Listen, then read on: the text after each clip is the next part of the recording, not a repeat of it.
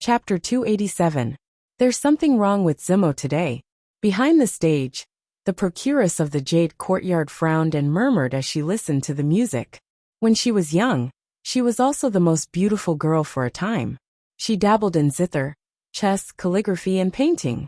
Although she had never touched those things after changing professions, she still had the ability to appreciate them. There was something wrong with the music today. A woman with phoenix eyes next to the procuress waved a round fan in her hand. She glanced down and said, "Who knows? She is the top girl in the courtyard. Even if her zither skills are a little worse, it doesn't matter. There are still so many stinky men who are willing to support her." "Not necessarily." Another woman in a pink gauze dress with a sharp chin said, "Young Master Qin is supporting Lu Qiaoqiao this year. I heard that he has written a lot of poems for her. Young Master Zhu just spent 500 taels of silver on Lu Yi early in the morning. As for young Master Xiao," he glanced at the woman with phoenix eyes and said in a strange tone, "Touch your conscience and tell me how many times he has asked to see you this month. Don't think that I don't know what the two of you have been doing in the room. Is it my fault that young Master Xiao likes me?" The woman with phoenix eyes rolled her eyes at her, but her tone was full of schadenfreude. The young Master Qin, young Master Zhu, and young Master Xiao they mentioned were all people who strongly supported Zeng Zimo last year. Without their support, she might not have a place among the top 10 beauties last year. However, during this time, no one knew what had gotten into her. She hid in her room all day, writing and painting. She never saw guests and even refused the invitation of these three young masters. Being humiliated, the three of them were naturally dissatisfied. In this day and age, who didn't support was the same.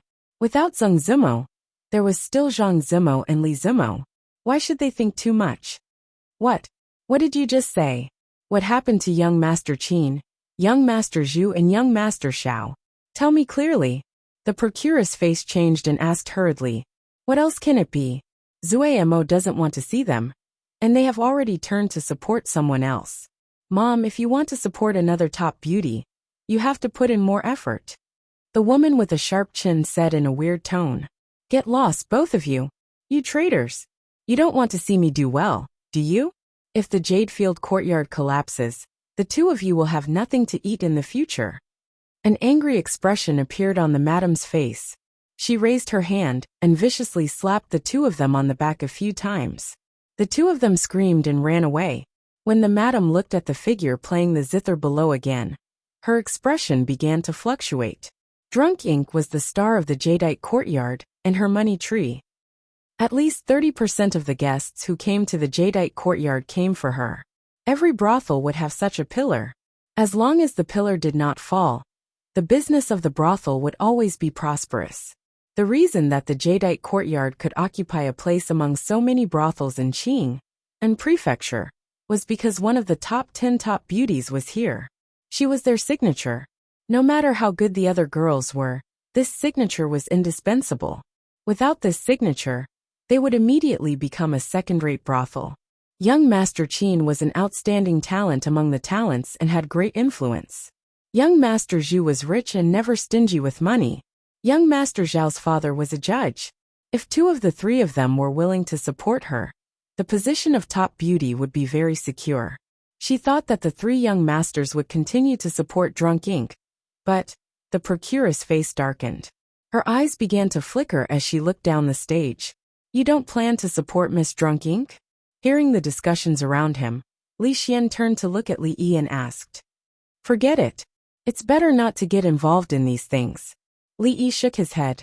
Every time he threw out a poem, there would be a lot of trouble. He didn't want to get involved in the selection of top beauty. As long as you don't regret it.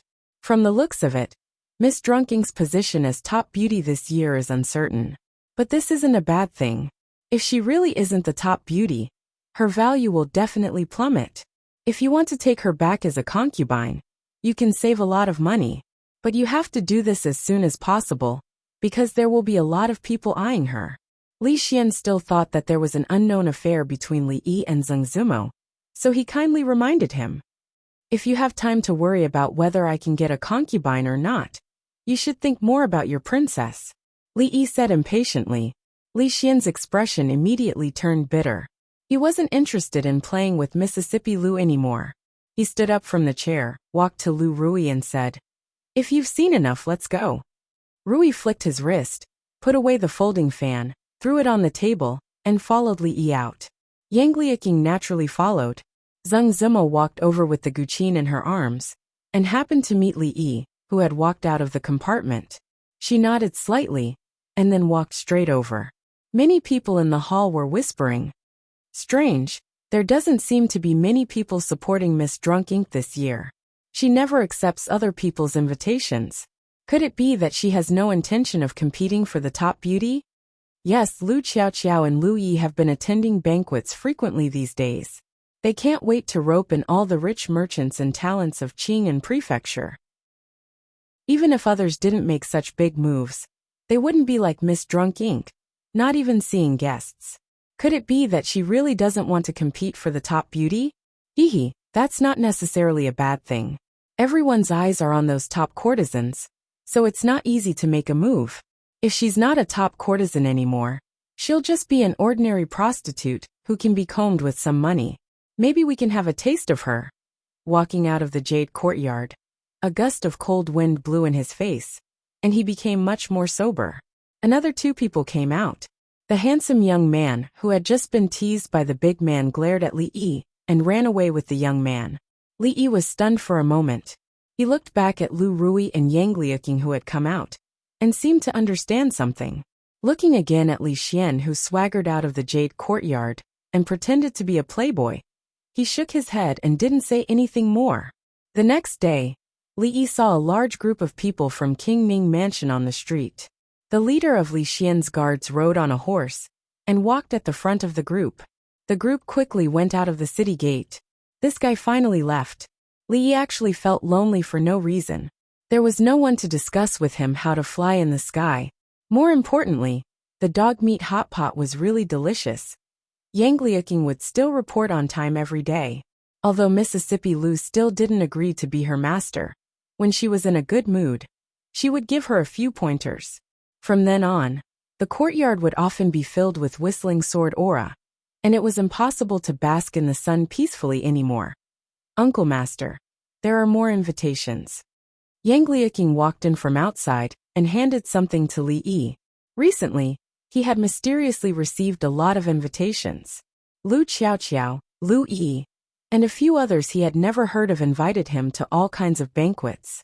Li Yi always threw them to the side, and now he had accumulated a thick stack of invitations. This time, it was embroidered on a handkerchief. A trace of disappointment flashed across his eyes when he saw the signature, and he shook his head. Miss Ruyun of Ichuan Brothel had asked him to compose a poem for her, and the reward was 500 taels. That girl was quite rich. He casually threw the handkerchief to the side. He didn't know how they had found out about his family, but in order to compete for the title of courtesan for a poem, they were willing to do anything. Some gave him silver, some gave him paintings, some gave him antiques, and there were even some who hinted that they could have a night with him. There were also people who tried to save the country in a roundabout way. Even Rui had received many invitations.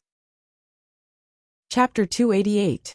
Since there are so many invitations, if you have time, it's not a problem for you to attend a few of them. Rui put away the handkerchief and looked at him as she spoke. She had also received many invitations these days, some private and some public. They were extremely polite, and vaguely mentioned that they hoped she would bring her husband along. At first, she would tactfully refuse, but after seeing more of them, she was too lazy to pay attention to them. At this moment, she felt that although her husband never attended such banquets, it was necessary to socialize in life. Otherwise, he would offend many people. Her husband didn't have many friends to begin with. After Li Xian and that arrestor Li left, he spent most of his time alone. "I won't go." Li Yi's answer was very straightforward. "I'm afraid my wife doesn't know who they are. Their purpose is not pure, and it will be troublesome if you go." Of course, Li Yi knew what their purpose was. It was nothing more than using him to create hype. The competition for the courtesan belle was the most intense. Everyone wanted to have more bargaining chips in their hands. If one person attended an invitation, there would definitely be a second or third person. It was rare for him to have a few days of leisure, so he didn't want to get involved in this quagmire again. Those who should have appeared did not appear, and a lot of insignificant people appeared. So, Lu Rui didn't say anything more. She received 2 more invitations this morning. Since her husband didn't want to go, there was no point in keeping the ox. She might as well get rid of it together.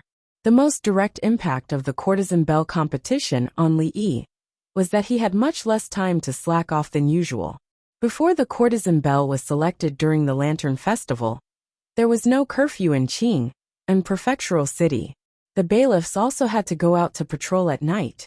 Although the county magistrate didn't have to do everything by himself, he still had to sit in the county government at critical times.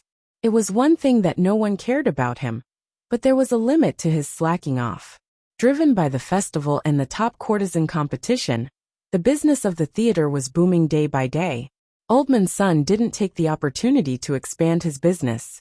Instead, he took a steady approach and managed several theaters in an orderly manner. He also arranged for the orphans to work in the theaters, such as making tea, pouring water, and wiping the tables. The older children in their early teens could still do the work. Since then, the flying female thief in the prefectural city had disappeared without a trace. When he walked back to the county government, several constables on duty were squatting in the duty room and chatting. The city gets more and more lively every day. It's so tiring to patrol from morning till night. It's so tiring, someone complained. Why are you so stubborn? You've been patrolling for a whole day. All you see are trivial things. You can't stop. You can just find a brothel and watch a performance. When it is time, you can just come back and report. I have to say, the performances in the brothels these days are not bad. Those girls are trying their best to fight for the title of top beauty. They are even using their best skills. Yesterday, I saw a girl whose body was so soft that she could put her head on her butt. That's nothing. Guess who I saw when I went to the jadeite courtyard to see my lover a few days ago? The county lieutenant. I saw the county lieutenant enter a room. I asked my lover later. Guess whose room it was? Who? When it came to the county lieutenant's gossip, the people were obviously interested and asked one after another. You'll never guess. It was actually.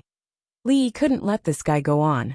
He walked behind the guy who just spoke and asked, "Aren't you afraid that the county lieutenant will know that you visited a brothel while patrolling?" The bailiff was talking about the county lieutenant's gossip and was in high spirits.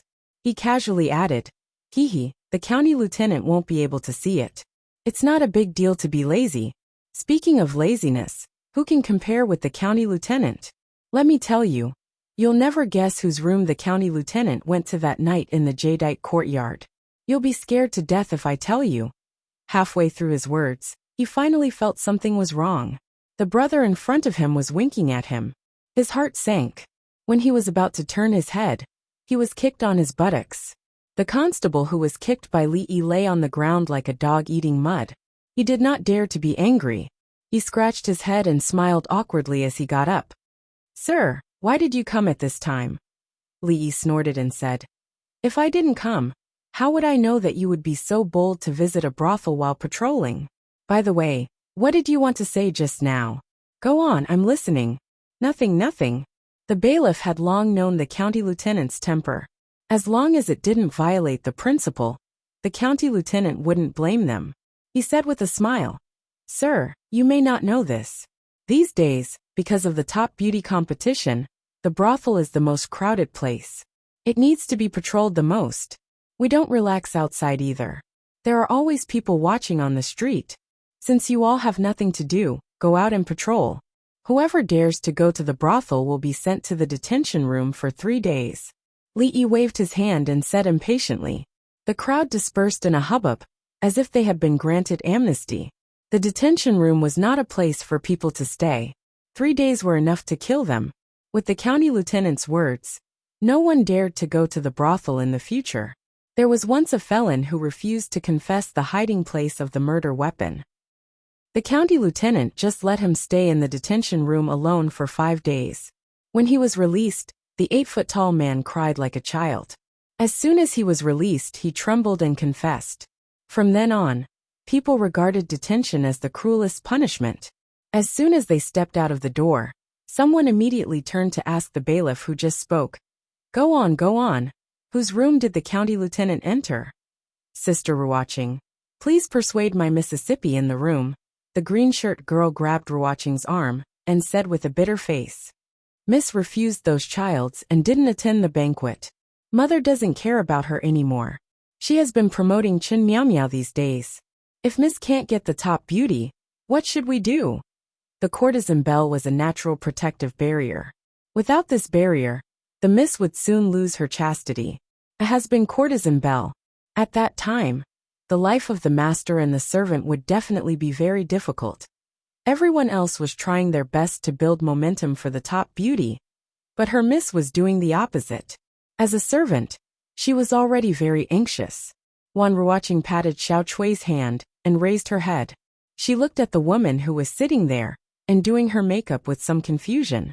She asked, Drunkimo, have you really thought it through and decided not to fight for the top beauty? The woman took off a golden hairpin with pearls and jade hanging from it and placed it in a brocade box. She casually inserted a wooden hairpin into it and carefully closed the brocade box. She walked to Wan Ruwaching's side and took her hand. She said, Sister Ruwaching, how about I work for you in the future? Anyway, when you guys perform, you won't be able to find anyone else to paint the background. Do you think I can be your personal painter? The background you paint is so lifelike. In the entire Qing'an prefecture, no one can do it better than you. Wan Ruwaching said with a smile. Then, she seemed to realize something and looked at him in surprise. She asked, Are you planning to? No one can do it better than me? Zhang Zimo didn't seem to hear the second half of her sentence. She said, Sister Ruwaching, you forgot about that person. When she said that person, although she gritted her teeth, her pretty face was covered with a layer of pink for no reason. Chapter 289. During this time, there are people patrolling outside day and night. The security in the city is very good, and there are no major cases. Lu Yi was reporting to Li Yi at a tea stall on the street. A floating corpse appeared in the river outside the Zhang family village, and its identity has not been identified yet. There have been no missing people in our county recently, and we have sent people to investigate every village. At another table a few steps away, 3 men were also talking and laughing loudly. Have you watched the top beauty competition these days? Miss Qiao Qiao and Miss Yi are competing fiercely. I'm afraid one of them will be the champion this year. In fact, there is nothing exciting about this competition. Last year's top 10 beauties will still occupy more than half of the seats this year. Moreover, no matter who is selected, we can only watch and can't touch them. Hee, that's not necessarily true. As long as there is either talent or wealth, even if it is the champion, there is still a chance to make love. Moreover, we can't touch the top beauty this year, even if we can't touch the past. I don't know why the Jade Yard has been promoting Chen Miao Miao this year, and the Phoenix Perching Building has promoted a newcomer. You should know that Zheng Zimo and Gu Xiaowan were both candidates for the top 10 beauties last year, and I'm afraid they have no hope of being on the list this year. I wonder what the former top beauty tastes like. As the 3 men talked, they showed a smile that all men understood. Later, no one knew what they were talking about, but their smiles became lascivious and their voices became lower. Your Excellency, Your Excellency.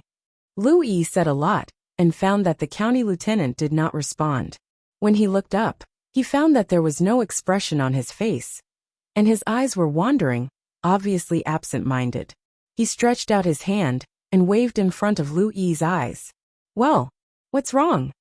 Li Yi came to his senses and asked, looking at him with confusion in his eyes. Lu Yi sighed in his heart. The county lieutenant had something on his mind, so what he said just now was in vain. As a subordinate, he should share the burden of his superior. So he changed the topic and said, There is nothing important in the county government recently, but with the top beauty competition going on, the city will be more and more lively at night. I think we should double the number of people. Well, do as you said, and the others will be selected from the people. Li Yi clapped his hands, looked at the 3 men who were talking enthusiastically, and turned to walk to the street. Sir, be careful. Just as they reached the street, Lu Yishui suddenly shouted and grabbed Li Yi's arm, causing Li Yi to stumble. Lu Yishui had already stood up and pointed his saber in front of him. He said sternly, "Who are you? Quickly dismount from your horse. Horses are not allowed in the city. Those who violate this rule will be punished with 30 strokes of the cane." The sound of a horse's neigh came from the front. The young knight on the horse pulled the reins. The horse raised its front hooves, stirring up a cloud of dust, and quickly stopped. Li Yi frowned slightly. Places like prefectural cities were crowded with people and never allowed horses to gallop. This person's behavior just now was worthy of being brought back and beaten 30 times with a rod. If he hadn't been thinking about something just now, he wouldn't have missed it even though they were so close. "You're a constable here. Great. Take me to the Anxi County government immediately." The rider didn't seem to care about what Luichang had just said. Seeing Luichang's clothes, he immediately raised his head and said arrogantly, "If you don't dismount from your horse, then go to the Anxi County government lying down." Li looked at him and said coldly. Even Li Xian didn't dare to let his horse run wild on the streets. Could this ignorant fellow have a more powerful background than Li Xian in Qing'an Prefecture? Who do you think you are? Seeing that a weak scholar dared to threaten him, a trace of anger flashed across the rider's face. He raised the horsewhip in his hand and lashed it directly at Li Yi. "How dare you?" Lu Yishui shouted angrily and slashed at the horsewhip with his saber. This fellow actually dared to attack the magistrate. The magistrate was appointed by the current emperor and could be considered as an official of the imperial court. Even if this fellow was killed, he wouldn't have to bear the consequences. The rider acted quickly, but Lu Yishui was still a beat slower. However, just when the whip was about to hit Li Yi snorted coldly and stretched out his right hand to grab the head of the whip. With a sudden tug, the rider was forcefully pulled down from the horse. Before he could get up from the ground, Li Yi kicked his waist. The rider struggled for a while and felt that he had no strength in his body. He couldn't even speak. At this moment, he no longer had the arrogance he had just now. His face was full of horror. Letting a horse loose in the city, with the intention of harming an official of the imperial court. Bring him back to the county government and give him 80 strokes of the cane. Take him back to the county government and give him 80 strokes of the cane. Li Yi said indifferently. 2 constables ran over from a distance and immediately lifted the rider up. Just now, he had used a secret skill taught by Rui. Within an hour, this embroidered pillow wouldn't be able to exert any strength at all. Although Li Yi was not a master, he had been trained by the 2 peerless masters in his family. It was easy for him to deal with such an embroidered pillow. "Yes." Lu Yishui cupped his hands and answered. He was very shocked by the county magistrate's skills. After Li Yi left, he looked at the rider ferociously. "Take him back." Just now, he had exercised a little on the street, which was a small interlude. The authority of arrestor Emingzu was still there. Even if the son of the magistrate made a mistake, the constables of Anxi County would arrest him without any fault. No matter how powerful the background of the offender was, once he entered the county government, he would only be dealt with according to the law. Even if the offender really had a powerful background, the constables wouldn't dare to make trouble for him. Otherwise, it would only cause more trouble. Of course, the magistrate didn't have a son. Therefore, Lu Yishui and the others wouldn't feel any psychological pressure when they beat the guy with a stick. When he returned home and walked into the courtyard, he saw Rui throwing a stack of paper into the stove. When she saw Li coming in, she smiled and said, "I received a few more invitations this morning. I figured that you wouldn't go, so I burned them all." Li nodded. When he walked to the door, he seemed to have thought of something and paused. He turned around and asked, "The invitations this morning? Who are they from?" Lu Rui was stunned. She thought for a moment and said, "Lu Qiao from Ichuan brothel sent another one. Lu Yi sent 2 and 500 taels of silver, but they were returned by me. In addition, Gu Xiaowan from Perching Phoenix brothel and Jadeite courtyard." Li Yi's eyes lit up. "Chen Miao Miao from Jadeite courtyard invites you to a banquet tonight." Lu Rui thought that he had changed his mind. She said apologetically, "I didn't know what you were planning." I shouldn't have come so early. It's fine. So be it. Li Yi smiled. A trace of disappointment appeared in his eyes as he walked into the room. Women's minds are so hard to guess. He paced around the room a few times and sighed. He walked to the desk and began to grind the ink. Young master, let me do it. Xiao Huan stood at the door and looked in. She immediately ran over and took the ink stick from Li Yi's hands. Yang Liaking had almost finished all the work in the house these days. If she saw this, she would definitely fight with her for this. She loved watching the young master write and paint. Whether it was in the past or in the future, this position could only be hers. The servant girl thought to herself. Chapter 290. In the government office of Anxi County, the bailiffs watched the cane falling on the buttocks of the young knight with a strange look in their eyes. Half of the 80 strikes had been done. Besides twitching unconsciously because of the pain, the knight didn't make any sound from the beginning to the end. Although they didn't intend to kill him and chose the fleshy part of his buttocks, he would be able to jump around again after lying in bed for 10 days or half a month after the 80 strikes. However, the pain from the strike of the cane was real. Gradually, the bailiff's gazes on the knight turned solemn. This man was a man. Even Lu Yizhang's eyes changed. When they were on the street just now, he thought that the knight was just a playboy who didn't know the immensity of heaven and earth. He didn't expect that the knight was also a tough man. Let me do it. In order to show enough respect for this man, Lu Yizhang decided to do it himself. He walked over and took the cane from a bailiff. He's a good man. With a sigh of admiration, he raised the stick high and then brought it down. Ah! A heart-wrenching sound suddenly sounded. The knight found that he could finally make a sound, and his body seemed to have regained its freedom. Snot mixed with tears rolled down from his face, and he screamed like a pig being slaughtered. The admiration on the bailiff's faces froze. Continue. Lu Yizhang was annoyed. He thought that the knight was a tough man, but he didn't expect that the knight was also a coward. He waved his hand and said, "The Lord said 80 strikes, so it can only be 80 strikes. No more or less." Whoosh! More than 10 people rushed into the hall. When the first person saw the young knight lying on the bench, he changed his face and said, "Stop." County Magistrate Lu came in with an old man and asked with a frown, "What's going on?" Lu Yizhang cupped his hands and said, "Your Excellency." This man rode his horse recklessly on the street and tried to attack the county magistrate. According to the law, he should be beaten 80 times. He has already been beaten 60 times. Rode his horse on the street and attacked County Magistrate Li? County Magistrate Lu glanced at the young knight and said lightly, then continued to beat him. "We'll talk after that." Seeing County Magistrate Lu's attitude, Lu Yi knew that County Magistrate Lu's background might not be so powerful. After responding, he turned around and said to the Yamen runner, "Continue." The man who looked like a guard was about to speak, but the old man beside County Magistrate Lu waved his hand and said, "Since he has made a mistake, he should be punished." Then he looked at County Magistrate Lu and said with a smile, "About the matter I just mentioned, Registrar Zheng is not here. Lu Yi, take this old man to the household," County Magistrate Lu said. "Thank you, Lord Lu." The old man cupped his hands and said. Lu Yi nodded.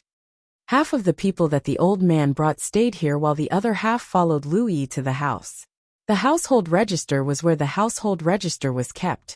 When they reached the door, Lu Yizhang turned around and said, "Only 2 people can enter. The rest of you can wait outside." "Li Zheng, come in with me, the others wait outside." The old man smiled, pointed to the man in the lead, and walked in with him. Lu Yi stood outside. Naturally, there were scribes inside to greet them.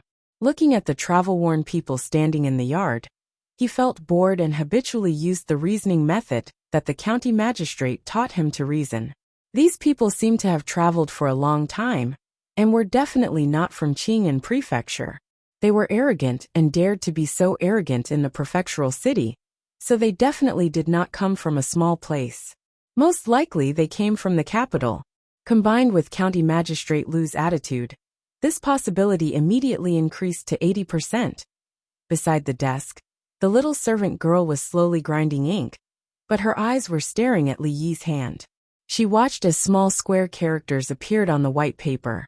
Although the son-in-law had taught her to read a long time ago, she could only recognize a few words on the paper, such as beauty and under the moonlight. However, it did not matter if she did not recognize them. Looking at those beautiful words appearing on the paper made her feel inexplicably comfortable. Li Bai did not have time to be born. This should not be a problem. Chao Chao actually had 3 sons, but none of them were called Chao Ji or Chao Pai. This song is so famous, but I don't have any impression of it, so there is no more.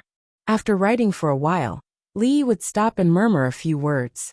In his mind, information about this world kept flashing by. After filtering, he started writing again.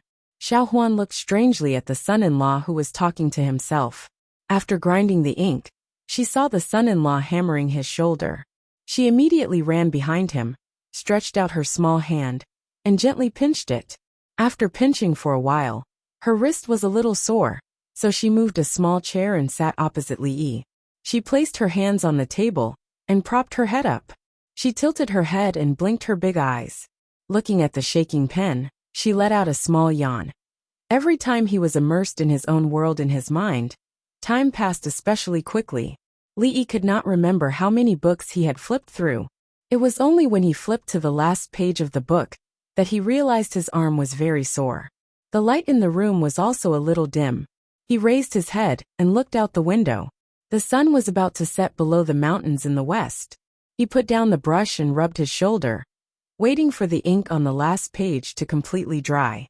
The little servant girl had fallen asleep in front of him. One side of her pretty face was pillowed on her arm. There was still a trace of crystal at the corner of her mouth. The afterglow of the setting sun shone in through the window, causing her entire person to be immersed in the halo. He got up to take a piece of clothing and gently draped it over her body. When he walked out of the room, Sister Rui was sitting in the courtyard and talking in a low voice. Seeing Li Yi walk out, Rui stood up and said, "I saw that husband was engrossed in writing, so I did not disturb you. Dinner is ready. Husband, go wash your hands first." Li Yi nodded and was about to wash his hands when Fong walked in from outside. He looked at him and then at Rui. After hesitating for a moment, he said, "Son-in-law, there is a young lady outside the house who has been standing at the door for a while. She seems to be looking for you.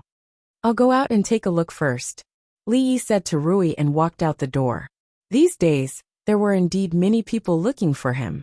Without exception, they were all the personal maids and attendants of so-and-so young ladies. Although he did not intend to accept the invitation, it was not very polite to let them wait there. Before he walked out of the house, he saw a young lady wearing a green dress pacing back and forth outside the door. Li Yi paused for a moment, then turned and walked back. "You." The young lady kept pacing outside the door, not deciding whether to go find that person or not. She had come out behind the young lady's back. What if the young lady knew that she had come to find him and was unhappy? But if she did not go find him, how would she solve the young lady's problem? While she was hesitating, she saw that person walking outside. Just as she was about to summon her courage, she saw that after seeing her, he actually ran back. It was obvious that he was avoiding her. She pouted and pointed at his back, feeling wrong to the point of tears. Bad person. Lecher. Heartless. Tears welled up in her eyes, but they did not fall. The young lady endured the grievances in her heart and vented all of her resentment on the small tree by the wall. "What are you doing?" A confused voice came from the door. The young lady suddenly turned her head and saw that the bad person was standing at the door, looking at her with a surprised expression. "This is for you." Li Yi did not intend to ask about the grudge between the young lady and the tree. He walked over and handed her a thin book in his hand. The young lady's leg was in the air, and there were still tears in her eyes. She stared at Li Yi in a daze, momentarily forgetting to reach out to take the book. In the Anxi County government, Louis leaned against the door of the household office with a tree branch in his mouth. He looked into the room again in confusion. What was that old man looking for in there? He was so old, yet he was kneeling and crying inside. The scribe of the household office was scared silly. Miss had just gone out to look for Sister Ruaching, so she had a chance to sneak out. She gently pushed the door open and heard a familiar voice. Xiao Chui, where did you go? She hurriedly hid the things in her arms. If Miss found out, she would definitely ask her to return them. She grinned, revealing 2 rows of white teeth, and said, Miss, I just went out to buy 2 skewers of candied haws. I'll give you one. The sky was already completely dark. Finally, there was movement from inside. Louis Zhang spat out the dried twig in his mouth and saw the old man and the young man walking out of the house. Sorry for the trouble. The old man cupped his hands and said, Old man, did you find what you wanted? Louis Zhang asked curiously. Louis Zhang guessed that seeing how sad the old man was, he must have found what he wanted. Moreover, the result didn't seem to be very satisfactory. The old man didn't directly answer. Instead, he smiled and asked, Dare I ask this constable, is all the household registration of this county in here? Is there any missing? I can't say that all the household registration is here, but there shouldn't be much difference. Louis Zhang replied. Some time ago, he had brought his brothers to check the population of each village. Except for those who hid in the mountains, the household registration of each village would be the same as the number of people. There shouldn't be any difference. Thank you. The old man smiled kindly. He pointed at the young man who was beaten today and was being supported by 2 guards. He said to Louis Zhang, I didn't discipline my subordinates well. He has just arrived at your mansion and has already made such a big mistake. I don't know. Louis Zhang waved his hand and said, Since you have already punished him, you can take him away. Just remember not to ride the horse in the town. County Magistrate Liu obviously didn't want to have a deep grudge with these people. He had specially told Louis Zhang these things during the day. He believed that the county lieutenant wouldn't say anything. Seeing this group of people leaving the county government, Louis Zhang stretched his body. It was time for him to go out and patrol. Otherwise, his subordinates would definitely take the opportunity to be lazy. He stretched his back and felt a little less tired. Fortunately, there were only a few days left before the upper era. After the upper era, there would be a curfew in the town again. He wouldn't have to suffer at night anymore. Uncle Li, are we going to the village now? The old man walked out of the county government with more than 10 guards. The man called Li Zheng turned his head and asked. The old man called Uncle Li looked up at the sky and said, Let's find an inn to stay in first. We'll talk about it tomorrow morning. He turned his head and looked at the tall gate of the county government again. His face showed a strong sadness that couldn't be melted. Early the next morning, a group of people led horses out of the town. More than 10 guards quickly got on the horses. One horse pulled the carriage and galloped in a certain direction. An hour later, a group of strange guests came to the Li family village. It was strange, but it was because these people were all riding tall horses, and they looked travel-worn, as if they had traveled for a long time. Outsiders came to this remote and desolate place, and most of them were poor relatives of some family in the village. When had there ever been such a scene? What brings you to the Li family village? Seeing these people get off the horses, the old man of the Li family village walked over and asked with cupped hands. He secretly winked at the Dazhuang brothers who were not far away. When they didn't know the purpose of these outsiders, it was always good to be vigilant. Old brother, this is the Li family village, right? Looking at the kind old man in front of him, who didn't seem to be looking for trouble, the village head was slightly relieved and said, This is the Li family village. Old brother, do you know Li Minghan? Li Minghan. So they are here to find someone. The village head murmured this name. He had some impression of this name, but he couldn't think of it at the moment. The people in the village were all uneducated boorish people. Their names were De Zhuang, Ergo Sanpao, and so on. Li Minghan, such an elegant name, didn't seem like something the villagers could come up with. At this moment, another old villager murmured, Li Minghan, is this the name of Li Xiaocai? The village head slapped his forehead and suddenly realized something. How could I forget about Li Xiaocai? He turned his head to look at the old man and said, Yes, there was such a person in the village. He moved here with his wife 20 years ago and later settled down in the village. He was the only Xiaocai in the village, but he has been dead for many years. Is he the one you are looking for? 20 years ago, yes, yes. Hearing the village head's description, 2 lines of turbid old tears fell from the old man's eyes. He choked and said, "Young master, I'm late." Chapter 292. Young master, this old servant should have stopped you back then. Beside a lone grave at the end of the Lee family village, a dozen or so figures stood solemnly. The old man with the surname Lee stroked the cold and rough tombstone, his expression sorrowful and full of self-blame. Not far behind the crowd, the villagers of the Lee family village gathered in groups of 2s and 3s, discussing in low voices. Are these nobles really here to see Scholar Lee? That old man called himself this old servant. Could it be that Scholar Lee was also from a wealthy family? Do you even need to ask? If he wasn't from a wealthy family, how could he have so many attendants on horseback and armed with swords? The first time I saw Scholar Lee, I knew he wasn't an ordinary person. Of course, my second son was working in a tailor's shop at that time. He said that the clothes on Scholar Lee were enough for us to eat for several years. And that lady from the Lee family, she was so pretty and well-mannered, but what a pity.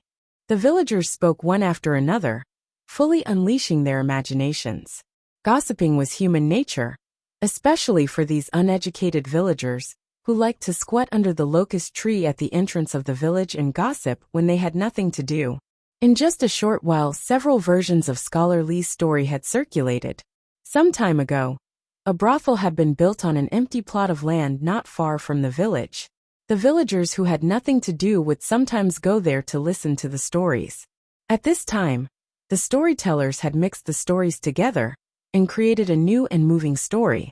The lady of the Lee family was originally the daughter of a rich and powerful family. In order to resist the marriage arranged by her family, she eloped with her lover and escaped thousands of miles away. To avoid being found by her family, she lived in seclusion in such a remote mountain village. She lived a simple life with tea, rice, oil, and salt. She hid for 10 years until the couple passed away. 20 years had passed, and the lady's family had declined, while the lover's family had risen day by day. Now, the lover's family had finally found traces of the couple, and happily wanted to bring them back. However, they could only lament at the lonely grave. What a sad story. Of course, the story did not end here.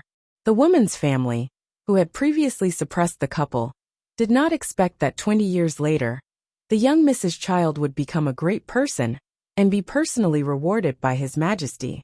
In just a few years, he rose to the top and was ranked in the imperial court.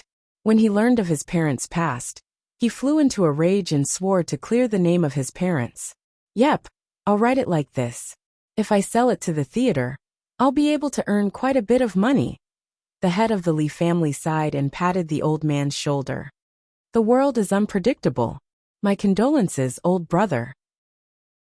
Suppressing the images that appeared in his memory once again, the old man wiped away his tears with his sleeves and looked at the village head with a smile. Old brother, can you tell me about what happened to him during these years? Of course, that's not a problem. The village head nodded and stroked the beard on his chin. A look of reminiscence appeared on his old face as he slowly said, "This matter, we have to start from 20 years ago. When I first saw them, I knew that they were not ordinary people. I'm afraid that they came from some incredible place. At first, they didn't know how to do farm work. In the end, my son couldn't stand it anymore and went to help." As the village head spoke, the bitterness on the old man's face deepened. Although the Lee family could not be considered a wealthy family, 20 years ago, when the husband was still alive, the young master, as the eldest grandson of the direct line of descent, had lived a life of luxury since young. When had he ever suffered like this? One could imagine what kind of life he had led all these years. The wife of the Lee family passed away early. Scholar Lee raised the child by himself until he was over 10 years old, before he passed away. That child is very promising. Child? The old man grabbed the village head's arm and asked excitedly, "Young master has a child?" The village head nodded and said, "If he doesn't have a child, I'm afraid that when the wife of the Lee family passed away, Scholar Lee followed her." The old man with the surname Lee was no longer concerned about why he did not find out that the young master had a child in the household office yesterday. He hurriedly asked, Where is the child now? Li busied himself in the kitchen. Ever since Xiao Huan inherited some of his culinary skills, Li rarely came to the kitchen. Eggs, sugar, milk. Li used chopsticks to stir in a large bowl while Xiao Huan helped him. The ingredients and steps to make butter were very simple. However, milk was not easy to find. People in this era did not drink it often. It took Li a lot of effort to find a small jar of milk. Without light butter, he could only settle for the next best thing. After tasting it with chopsticks, he found that it was sweet. Of course, the taste could not be compared to real butter, but it was passable. Young master, is it delicious? The servant girl blinked her eyes and looked at him. If you want to eat it, go get a spoon yourself. Remember not to eat too much or you'll get fat. Li could tell what she was thinking at a glance and waved his hand. He got some butter on his hand and planned to go out and get some water to wash it. Rui's birthday was coming up soon. He originally planned to make a butter cake, but he did not have enough ingredients and tools. If he made it too ugly, it would have the opposite effect. So Li decided to make a new plan. After wiping his hands and returning to the kitchen, he saw that Mississippi Lu was also eating the butter with a spoon. He walked over and shook his head. That's not how you eat butter. Xiao Huan raised her head and looked at him in confusion. Didn't the young master just tell him to eat it with a spoon? First, you have to wash your hands. Li raised his hands and scooped a spoonful of butter into his palm. He shook it in front of Mississippi Lu. Under her confused and curious gaze, he quickly smeared the butter on her pretty face. Because they were too close, Mississippi Lu was waiting for Li to tell her how to eat it. Before she could react, Li's figure had already disappeared from the kitchen. Haha, this is the correct way to use butter. Bang! An arrogant laughter came from outside the door. Mississippi Lu's beautiful eyes were full of anger. She bent two fingers slightly, and the wooden spoon broke into two halves in her hand. Haha, second miss your face. Xiao Huan looked at her and laughed. After Lu Rui glared at her, she immediately covered her mouth and smiled from her eyes. Li walked out of the yard in a happy mood.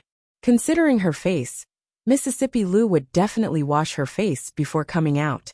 At that time, he might have almost reached the county government office. Life should be fun like this. Occasionally, it was a good thing to let Mississippi Lu, who only knew how to make trouble for him, suffer. Humming a light tune, he couldn't help but be stunned when he walked out of the door. Uncle Li, why are you here? Li looked at the Li family's villager standing at the door and asked in confusion. Your Excellency, why did you move here? If it weren't for Arrestor Lu, I wouldn't have found this place. The villager said with a smile. There were two other people standing beside the villager. Before Li could say anything, the old man on the right suddenly became extremely excited and murmured. Yes, it must be him. He looks 70% similar to young master when he was young. His eyes are so lively. He must have taken after Miss He. The old man suddenly took a step forward and grabbed Li Yi's arm. He looked him up and down. Because he was too excited, even his voice was trembling. What are you doing? Seeing a man grabbing his son-in-law at the door from a distance, Fong strode over and shouted harshly. Chapter 293. Li Yi's words were stuck in his throat before he could say them out. What young master and Miss He? What was the old man talking about? Why couldn't he understand a single word? Hey, what are you doing? Seeing that the old man was pulling his son-in-law, Fong walked over quickly and wanted to pull him away. The young man beside the old man frowned slightly. In order to avoid affecting the touching scene of Uncle Li and the young master recognizing each other, he stepped forward and blocked in front of the big man, who didn't know what to do. Bang! Fong raised his hand and slapped the guy who was blocking the way away. He found that the old man just now had let go of his son-in-law. The young man got up from the ground and rubbed his still aching chest. He looked at Fong as if he was looking at a monster. It's good that you found him. It's good that you found him. God has eyes and still left the roots for the direct descendants of the Li family. The old man's worried expression was swept away, and he said with a laugh. At this time, Li had faintly realized that the situation was not very good, especially when the old man grabbed his arm again and said affectionately, Young master, I finally found you. Old man, have you mistaken me for someone else? Li looked at him and asked suspiciously. I'm not mistaken, I can't be mistaken. Young master and young master look too much alike when you were young. This old servant will not be mistaken. If old madam knows that young master has a child, she will definitely be very happy. The old man was so excited that his beard was trembling, and his gaze never left Li Yi's face. After 3 generations, the once glorious Li family had already declined. The younger generation only knew how to indulge in sensual pleasures, and had no desire to improve. In a few decades, they would probably be kicked out of the ranks of nobles. The young master was so young, but he had actually received the emperor's appreciation. After he returned, he might be able to revive the Li family and restore the Li family to its former glory. Looking at the old man's expression, Li knew that it would not be easy to persuade him. He looked at the old man and said helplessly, Uncle Li, tell this old man if I am the young master he mentioned. Sir, there should be no mistake, said the village chief with a nod. Li Yi was stunned. He looked at the village chief and asked, Didn't you say that my father is the only elementary scholar in the Li family village? Indeed. The village head nodded and explained, Li Xiaocai is from the Li family village, but he settled here later, and wasn't born in the Li family village. There are so many people with the surname Li in the world. How can they all be born and raised in our Li family village? The Muramesa said with a matter-of-fact expression, which made Li Yi want to slap his old face with the sole of his shoe. The old man smiled and said, Young master, come back to the capital with us this time. It's the old madam's 60th birthday. This old servant is here to take you back. But, if the old madam sees you, she will definitely be very happy. Old Fong, who was watching from the side, was dumbfounded. What the hell was going on? Why couldn't he understand what they were saying? While Fong didn't understand, Li finally understood. The Muramesa must have been fooled, or these 2 people had colluded to deceive him. So they made up such a story. Damn! The young master of a big family who wandered outside. Why does this story sound so familiar? Can't the plot be more melodramatic? Right, the old son used to tell these stories often. And it seems that many people have heard them. Maybe this story is the most popular one at the moment. Don't these people know how to be flexible? If he didn't guess wrong, the old man would definitely say, Go with me. There is a huge family with countless properties waiting for me to inherit. A person with a slightly lower IQ might believe him, and happily follow him on a road of no return. But in the blink of an eye, he would be sold to a rich woman on the way. Especially a handsome gigolo like him. It was very likely that he would be treated as a target. This kind of clumsy trick was good for deceiving ordinary people. But it was far from being able to deceive the county lieutenant, who came from the 21st century, and had seen countless clever tricks of deception. If they dared to talk nonsense again, they would all be arrested and put in detention in the county office. Rui walked out from inside with a sword in his hand. The cream on his face took a long time to wash off. He decided to teach Li Yi a deep lesson. It was useless even if he hid in the county office, or he would be more insatiable in the future. Before he walked out of the door, he saw Li Yi standing at the door, so he strode out. Go back with me, Fong, close the door. Seeing Mississippi Lu coming out, the smile on the old man's face became more obvious. When he called her young madam, Li Yi said shut up, grabbed Mississippi Lu's hand and walked back, not forgetting to ask Fong to close the door. When he closed the door, he was confused for a moment. Shouldn't it be young madam? Lu Rui was taken back to the yard by Li Yi in a daze. Hearing the old man calling her young madam behind them, she only came back to her senses when he entered the room. A trace of embarrassment flashed across her pretty face. She squinted her eyes and held the hilt of her sword in her other hand tightly. This guy was getting bolder and bolder. Li lay on the bed, looking at the ceiling motionless. He had been in this world for half a year. His parents were dead, and he was alone. His home was in Willow Leaves Village in Rui Square.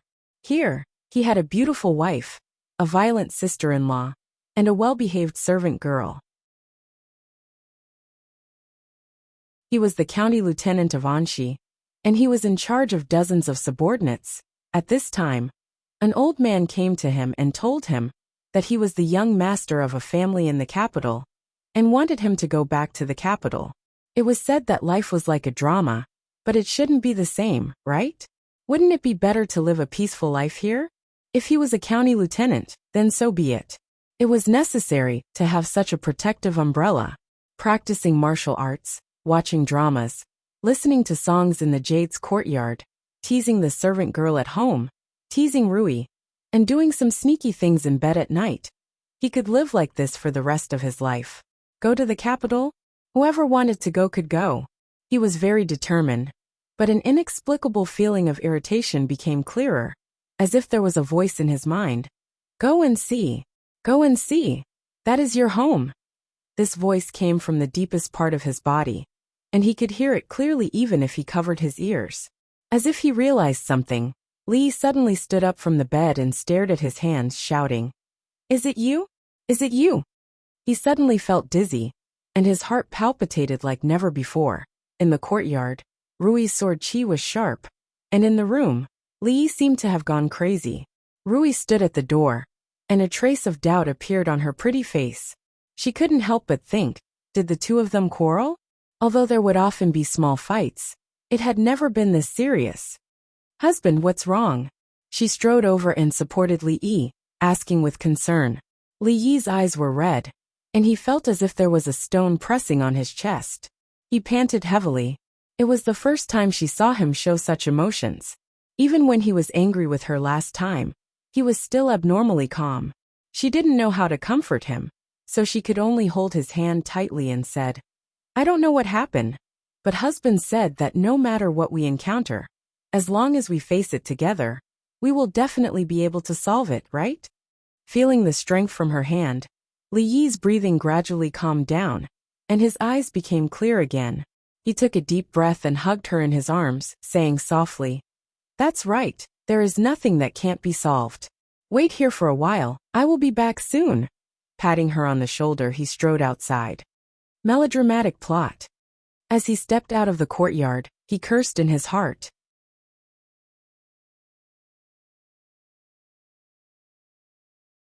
Chapter 294.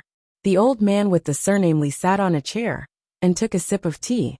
He was not surprised by the young master's behavior. After all, this had happened too suddenly. Anyone else would not have believed it. The young master had grown up in the Li family village. The young master had a grudge against the family and had probably never told him about the family. His reaction was reasonable, but it didn't matter. He had evidence to prove it.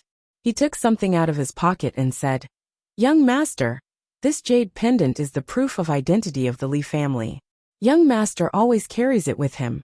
As long as you take out the other jade pendant, we will know." Li Yi did not remember having such a jade pendant, but it looked familiar. He looked at the old man and said, "Wait a moment." He took out a worn-out wooden box from the storage room. After opening it, he rummaged through it. The box contained the belongings of the father of the original body. When Li Yi found it under the bed in the dilapidated house, the box was still locked. If there really was something inside, it must be very important since the original owner of the body did not want to sell it under such difficult circumstances. There were not many things in the box. There was a worn-out folding fan. The fan's surface and the fan's ribs had already been separated. There was a small rattle drum, a broken red hairpin, and a jade pendant that was very similar to the one in the old man's hand. When Li Yi took out the jade pendant, the old man immediately walked over and said excitedly, "It's this one, it's this one." He put the two jade pendants together. The cross-sections were completely matched, forming a picture of a Pisces. Pisces spitting pearls. This is the Pisces spitting pearls. The old man pointed at the two jade pendants and said, "Young master, you should believe me this time, right?" "I'm afraid this matter is 99% true." The old man sighed and said, "Sir, you may not remember, but when you were young and saw other relatives walking around during the festival, you would ask them where they were. When Li Xiaotsai was pressed, he would punish you to memorize books outside the door. When Sir was 7 years old, it snowed really heavily. I still remember that it was New Year's Day. I heard Li Xiaotsai shouting from next door, 'You don't have a grandfather, and you don't have any other relatives. That day, Master stood in the courtyard for half the night. The next day, he had a high fever and did not wake up. Li Xiaozai carried you everywhere to find a doctor. He copied books for all the wealthy families in the city for a whole month before he could pay for the medicine he borrowed. From then on, Master never asked about his relatives again. Li Yi had no memory of the past. After hearing the village chief's words, he finally understood why his heart palpitations and irritation had come. A child's nearly 20 years of obsession had seeped deeply into his body, even though his soul had died. Li Yi rubbed his head. In the end, he still did not have complete control over this body. He could feel the desire that came from his bones. He longed to return to his ancestral home, and to see his other relatives in this world. They were probably the only relatives he had left. In the room next door, Lu Rui stared at the wall across from her. She had a surprised and complicated expression on her face. Lu Rui sat on a stone bench in the courtyard, and occasionally turned her head to look into the room. Her beautiful eyes were shining, and no one knew what she was thinking about. The young maidservant pressed her body tightly against the door, trying hard to hear what her son-in-law was saying to the unfamiliar grandfather in the room, but she could not hear it clearly. Her little face was full of annoyance. The old man with the surname Li sighed and said, "Young master, this time please come back with me." Young master ran away from home that year, and old madam has been sad ever since. Her health has been deteriorating day by day. If she can see young master, she will definitely get better. Li Yi did not answer his question. He composed himself and raised his head to look at the old man. He slowly opened his mouth and asked, My father and mother, what happened that year? Why did they leave? Why did you only think of coming to find them now? This matter, it's a long story." Even if Li Yi did not ask, the old man would have told him the truth. He let out a long sigh, and a look of reminiscence appeared on his face. Although my Li family cannot be considered a rich and powerful family, it is still a noble family. When the country was founded, the old master was given the title of a county duke. However, the descendants of the Li family did not have any meritorious deeds, so the title of nobility decreased with each generation. When it came to the old master, the county duke's mansion had already become a marquis's mansion. The old master and the Chen marquis were old friends. In order to prevent the decline of the Li family after 3 generations, he wanted the young master to marry into the Chen family. The young master and the young lady of the Chen family were engaged when they were young. However, no one would have thought that the young master would fall in love with a commoner girl. Even if the old man did not say what happened next, Li Yi could still guess the development of the plot. Prince, princess, commoner girl.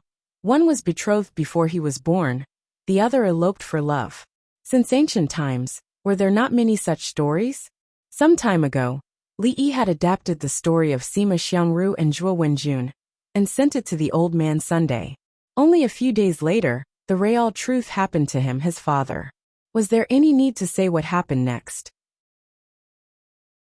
In order to climb up a big thigh, the Li family of course could not let their young master fall in love with an ordinary woman with no background, so they prepared to break up the lovers. However, they never expected that after they raised the stick, they would find that the lovers had already flown away. In less than half a month before the day of the marriage with the young lady of the Chen family, the young master and the young master's mother eloped and left the capital. The Chen family was humiliated and furious, so they cut off all contact with the Li family. The old master fainted from anger. After he woke up, he did not allow us to look for the two of them. He only thought that the Li family did not have this unfilial descendant. I have searched secretly for many years and finally got the news of the young master. But, I did not have enough time. I see. Li Yi nodded, stood up and said, Xiaohuan, see the guests out. The next moment, the figure of the little maid appeared at the door. Young master. The old man stood up and looked anxious. Li Yi waved his hand and said, You can go back. Tell them that the young master of the Li family has passed away. There is no young master, and you have never seen me. Seeing him striding out, the old man was about to chase after him, but the Muramesa pulled his arm. I watched this child grow up. You owe him too much. Give him some time. At this moment, the Muramasa was like a wise man. Actually, Li did not think that the Li family owed him anything.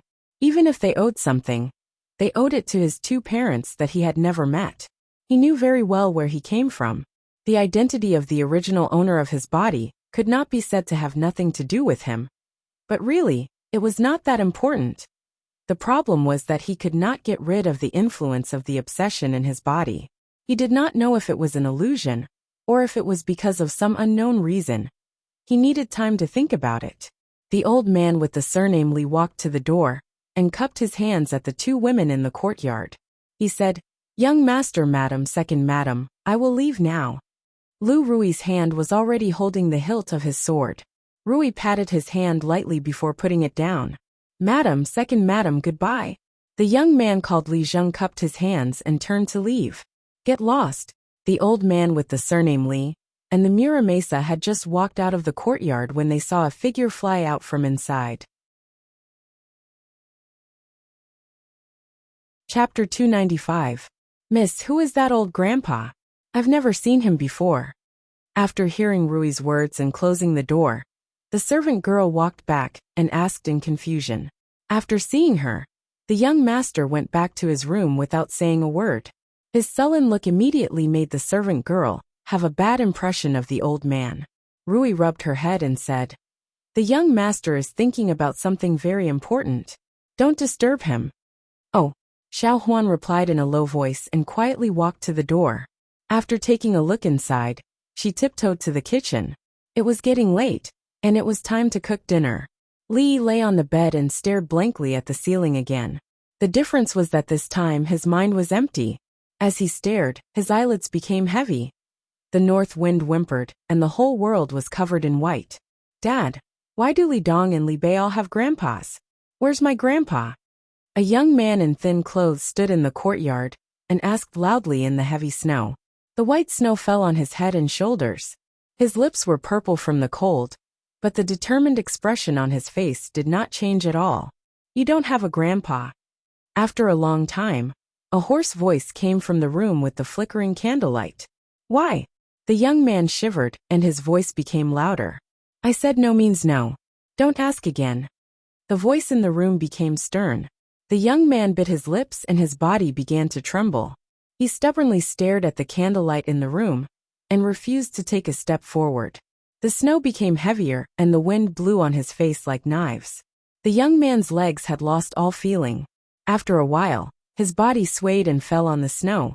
At the same time, the door was pushed open, and an anxious man ran out from the room. He picked up the young man on the snow and said hoarsely, "Ear, ear." The young man was unconscious and his forehead was burning.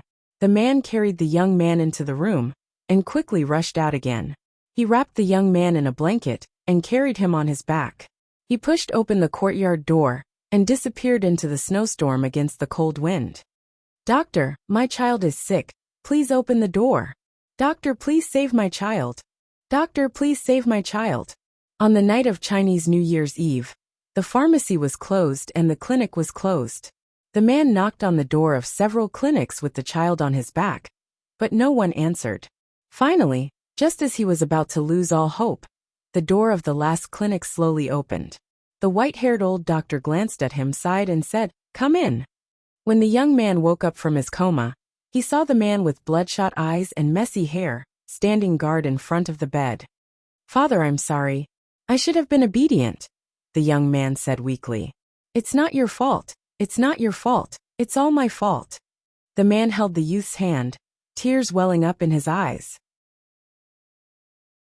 "Father, I miss mother." The man turned his head, unwilling to let the youth see the tears on his face. The young man suddenly smiled. He held his father's hand tightly and said, "Father, I won't ask that question again." The man couldn't help but cry out. Li Yi abruptly sat up from the bed, feeling a suffocating feeling in his heart. When a pure white handkerchief was extended to him, he realized that his face was already covered in tears without him noticing. Rui held one of his hands and used the other to wipe away his tears. Li looked at the sky outside and asked, "What time is it now?" "It's almost midnight." Rui looked at him and asked, "Did you have a nightmare, husband?" "Midnight. Li didn't expect that he would sleep for so long. The scenes that appeared in his dream, although trivial, were extremely real, as if he had experienced it himself. Perhaps it was really him who had experienced it himself. Suddenly, a strange sound came from the room. Li rubbed his stomach. Rui smiled and said, "I didn't wake you up for lunch in the afternoon. I'll go and heat up the food now." Seeing Rui walk out of the room, Li got off the bed, fetched a basin of ice water, and wiped his face carelessly. After being stimulated by the ice water, he immediately became much more awake. He let out a long sigh of relief. Just now he seemed to have experienced another life. Everything in the dream was so clear. When he thought about it, those scenes would appear in his mind again. "It's you, right?" Li murmured to the empty room. The room was eerily silent, and no one answered. The food should have been heated in the pot a long time ago. Rui went out for a while, and came back again with a steaming tray in her hand. She said, "It's very late. You can't eat too much. Just have some porridge, husband." The rice was ordinary porridge, and the vegetables were pickled homemade pickles. Li picked up the bowl and ate with relish. He felt that tonight's porridge and pickles were better than all the delicacies he had eaten before. The pickles were also pickled with a unique recipe, but the recipe was not found in the library. When he was a child, he would run all over the mountains with his friends after lunch in the afternoon. The amount of exercise was huge, so when he returned home at night, he would become hungry again. At this time, Grandma would cook some simple white porridge with pickled vegetables. When the rice was ready and the heat on the Kong bed was almost done, Grandma would quickly finish the meal and crawl into the warm quilt. He hadn't eaten for a whole day, so a bowl of porridge was naturally not enough. At this time, he didn't care about the rule that he couldn't eat too much at night. He took another bowl and soon saw the bottom of the bowl. "Husband, you can't eat anymore." When Li reached out again, Rui stopped him in time. Although he felt that he could eat another bowl, Rui wouldn't let him, so Li had to give up. Rui put the bowl and chopsticks back. When she came back again, Li suddenly asked, "What do you think I should do?" Rui came over, smiled and said, "Husband, don't you already have the answer in your heart?" Hearing this, Li was stunned for a moment, and then he also smiled.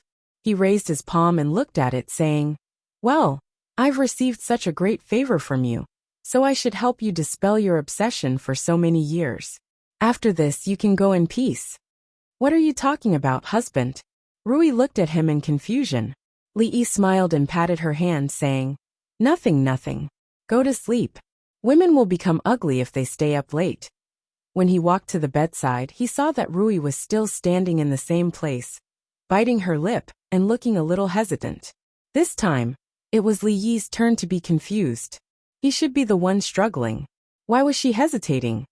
"What's wrong?" He walked over and asked her. "Husband." Rui suddenly looked up at him. Li looked into her eyes and waited for her to continue. "Let's consummate our marriage." The hesitation in her eyes quickly disappeared and turned into determination. Rui's voice came clearly. In Li Yi's mind, it was as if a bolt of lightning flashed, illuminating the whole world. At this moment, what Li family, what nobility, what young master, what going to the capital, all of you can go to hell. Chapter 296. Let's consummate our marriage. He had waited for this moment for a long time. At this moment, Li Yi had an urge to throw his head back and let out a long roar. Oh my God! She finally got over the hurdle in her heart. Li Yi abruptly carried the blushing Rui by her waist, and after spinning a few rounds on the spot, he went straight in the direction of the bed. Inside the room, the candlelight flickered. The two people on the bed had their foreheads against each other, and their noses against each other. They could feel each other's breath. Li Yi could feel Ru Yi's heartbeat speeding up. In fact, he wasn't much better. He had been a virgin for 2 lifetimes. Was he going to evolve into a real man tonight? Husband. Just as Li Yi's hand started to reach for his belt, Rui suddenly whispered, I seem to have forgotten something. Her voice was so soft that it could not be heard. What is it? Li asked subconsciously. His hand had already reached for his belt, but he was not in the mood to listen to what she said next. Was this the time to talk about other things at a critical moment? I think I had my period yesterday. Li Yi's hand stopped moving and his body froze. He slowly raised his head to look at her and asked in a trembling voice, "Are you serious?" Rui nodded. She buried her head in her chest and said, just now I forgot." When she said this, her voice was almost inaudible. It was not easy for her to muster the courage to take the last step, but she had forgotten the most important thing. Although she was still immature, Auntie Fong had already taught her about the matters between husband and wife after the wedding ceremony that day. When a woman was on her period, they could not consummate their marriage. She was already very thin-skinned, and after making such a big mistake, she no longer had the face to raise her head to look at Li Yi. "You can't play with me like this." Li Yi fell straight down, and all the hot blood in his body was instantly extinguished. The feeling of falling from the top of the mountain to the bottom of the valley was like riding a roller coaster. It was really King awesome. "Husband." Seeing that there was no sound from beside her, Rui thought that he was angry, so she raised her head and spoke softly. Before the last syllable could come out, her lips were sealed. Li Yi held her face and kissed her fiercely. He picked up the quilt and walked out. "Husband, where are you going?" Rui asked hurriedly. "Sleep in the kitchen," Li Yi said angrily, and walked out with the quilt in his arms. Tonight, it was better for him to calm down alone. Rui sat up from the bed and thought of what had just happened. Her face was so red that it looked like it was about to drip blood. His courage at that moment had long since disappeared without a trace. If he could turn back time, he probably wouldn't dare to say something like that again. "Miss, what happened to young master?" Xiaohuan held her little quilt, rubbed her sleepy eyes, walked in from the door, and asked with a pout. She had been asleep for a long time, but was suddenly woken up by young master, who asked her to come to sleep with Miss, and then occupied her place. Closing the door, she walked to the bed and habitually climbed inside. She rolled the quilt into a tube and got in from the outside. She squinted at Rui and whispered, "Miss, you are so beautiful." After that, she slowly closed her eyes, and soon there was a sound of even breathing. Rui reached out to help her tuck the quilt, then bent her slender legs and leaned against the headboard, completely awake. She looked straight ahead, but her thoughts did not know where. The corners of her mouth occasionally raised a charming smile, and the blush rose from her neck to her ears. In the kitchen not far away, Li also couldn't sleep. Of course, one reason was that he had slept well during the day. The other reason was that he was hit by the cruel reality after being teased halfway. This night was destined to be extremely long for him. When he was thinking about it, he suddenly realized a serious problem. Before the appearance of the old man from the capital, there seemed to be another voice in his body, which had never happened before.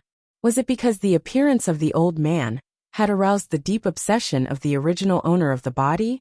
If the boy's consciousness was still affecting this body, and if he had really consummated with Rui just now, wouldn't it be equivalent to a wretched guy hiding and peeping at them when they were having sex? Thinking of this, his heart instantly became uncomfortable. "Bastard!" He fiercely punched the wall. Not long after, there came the sound of a cold breath in the dark room. "Young master, did you sleep well last night? I'll cook 2 eggs for you." Xiaohuan was in the yard, watching Li Yi walk out of the kitchen with 2 panda eyes. She said doubtfully, and took out 2 eggs from the storage room. Using boiled eggs to apply to the eyes could remove the dark circles. This was a special skill that the young master had taught her. Several of her close sisters used this method. When Li Yi was washing his face in the yard, Rui walked to the door. When she saw him, she couldn't help but blush and retreat. She dipped the willow branch in the green salt and cleaned her teeth. She suddenly spat out some mouthwash. The morning sun shone through the mist, forming a rainbow of colors. The old man's hateful face appeared on the other side of the rainbow. "Young master." The old man with the surname Li wiped his face. He wasn't angry at all. This time, when he called Li Yi, he erased the word young from the front. The word young master was used to address the younger generation of the Li family. Although there was only one young master in his heart, he was used to calling him young master. After he returned, wouldn't he be demoted in front of the younger generation of the Li family? When do we leave? Li looked at him and asked. A hint of joy appeared on the old man's face and he said, "The sooner the better." Li waved his hand and said, "Then let's wait for another 7 days." Rui, who had just walked out of the room, blushed again. The old man revealed a bitter expression and said, "The journey is long, and we don't know how long it will take. Young master, if we leave in 7 days, I'm afraid we won't be able to make it for the old madam's birthday." Li cursed in his heart and turned to walk back to his room. These people really knew how to pick the right time. They didn't come early or late. They just had to pick this crucial time. Weren't they deliberately causing trouble? "Young master, the eggs are ready. Come quickly." Xiao Huan came out of the kitchen with 2 boiled eggs in her hands. A moment later, Li was lying on a rocking chair with the servant girl standing behind him. She held 2 eggs in her hands and rolled them in front of his eyes. In the courtyard, the old man and the young man called Li Zheng were talking in a low voice. The latter would occasionally turn his head to look at the sword-wielding woman, standing in the courtyard with a trace of fear in his eyes. This time, even if he was given a lot of courage, he wouldn't dare to say the words "second madam" again.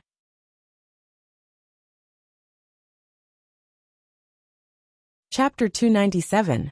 Young master, time is of the essence. Let's leave tomorrow morning. After discussing with the young man for a while, Elderly walked over and said, "Tomorrow it is then." Li waved his hand. Since he couldn't leave in a few days, it didn't matter if it was tomorrow or the day after. He had to leave early and come back early. He still had business to attend to. "Okay, we will come pick you up tomorrow morning." After saying this, the old man left with the young man. They packed early and left the next morning. If the journey was smooth, they should be able to reach the capital in 5 days. "Son-in-law, where are you going?" Xiao Huan lowered her head to look at Li and asked in a small voice. Her tone was a bit nervous. Li patted her little hand and said, "Don't worry, I am only going to the capital to take care of some business. I will be back soon. At that time, I will bring you rouge from the capital. Wan Huazhai's rouge and face powder can only be sold in the capital." Last time, Li Xian gave a few boxes of high-quality rouge. It was said that it was specially provided by the palace and was very precious. Only the Wan Huazhai in the capital sold it. The servant girl usually couldn't bear to use it and hid it in the cupboard. In the end, it was ruined by rats, and she was sad for a long time. Li originally wanted to ask Li Xian for a few more boxes. Later, he found out that there weren't many in the manor. The last few boxes were all given to him last time. Xiao Huan nodded with some disappointment. Although she had wanted the rouge from the Wan Huazhai for a long time, she hoped that in a few days during the Lantern Festival, the son-in-law would take her in the mist to see the lanterns. However, the son-in-law would leave tomorrow. No matter how beautiful the lanterns were, it would be meaningless. Whether it was to repay a favor or to seek peace of mind, no matter what the reason was, this trip to the capital was unavoidable. Even if Li planned to return immediately after the old foreign's birthday, it would probably take at least half a month. In the days that he would not be in Qing and Fu, there were some things that he had to explain before he left. The first thing he had to do was, of course, to ask for leave from the county government. This was simple. Speaking of which, the sick leave that Her Highness had given him had not disappeared. Now that he was working while sick, his salary was doubled. He only needed to inform County Magistrate Liu, and he would take care of the rest. County Magistrate Liu had nothing to say to this county lieutenant, who hardly appeared in the county government. Of course, he would not put Li in the same position as the former county commandant Zhou. Not to mention that their backgrounds were worlds apart. He could not find any fault with County Commandant Zhou's contributions to the Yamen. These days, under the instruction of the Magistrate of Qing and Prefecture, the County Magistrate of Qing and Prefecture had sent the county lieutenants to Anxi County, while the County Magistrate of Anxi County had personally come to Anxi County to inspect the working style of the Anxi County government. Before he left, he intentionally left a few bailiffs to stay in the Anxi County government to learn about the reform. The good public security of Anxi County was widely publicized as an example. County Magistrate Liu had been an official for many years, but this was the first time he felt so proud. Li walked out of the county government and went straight to the theater. He also had to inform Wan Ruoqing and Old Man Sun that they had to stop the expansion of the theater for the time being. They had to manage the current territory first. If the foundation was not stable, there was a high chance that the theater would collapse in the future. Don't worry, sir. With our current manpower, running the few theaters in and out of the city is already our limit. There are many people who want to join us, but they are only doing odd jobs to earn a living. A few stewards are currently training their own people. When they are capable enough, they will be sent out. Old Sun's saliva flew everywhere. With a face full of excitement, he painted a grand blueprint for Li Yi with just a few words. It seemed that he wanted to open theaters in all the prefectures of the Jing Kingdom in his lifetime. Everyone was busy. Even Wu Er, who had just joined the theater, was no exception. The eldest son of the Wu family continued his business of escorting goods and transporting goods. At the same time, he collected information from all walks of the martial arts world. Anecdotes about the martial arts world and the ranking of the best had been completely handed over to Wu Er. The few storytellers under him used the fastest speed to weave the martial arts world's matters into all sorts of stories. The ranking of the Wulin heroes changed 3 times a day. Its influence was no longer limited to Qing'an Prefecture. It was quite well known in the neighboring prefectures. Wan Ruoqing was still so beautiful and charming, but she had become a lot thinner. Li Yi frowned and said, "As for the theater, just let the people under you handle it. You just need to control the overall situation and avoid any big mistakes. Don't work too hard." Li Yi's original intention was to let them use their own abilities to change their poor lives. He didn't expect that the small brothel at the beginning would develop into such a huge organization. Wan Ruoqing's body was already weak. If she collapsed, it would not be worth it. Got it. Wan Ruoqing smiled and nodded. It was beyond her expectations that the theater could reach the scale it was today. Step by step, they had all put in a lot of effort for it. Naturally, they treasured it very much. They handled all the big and small things personally.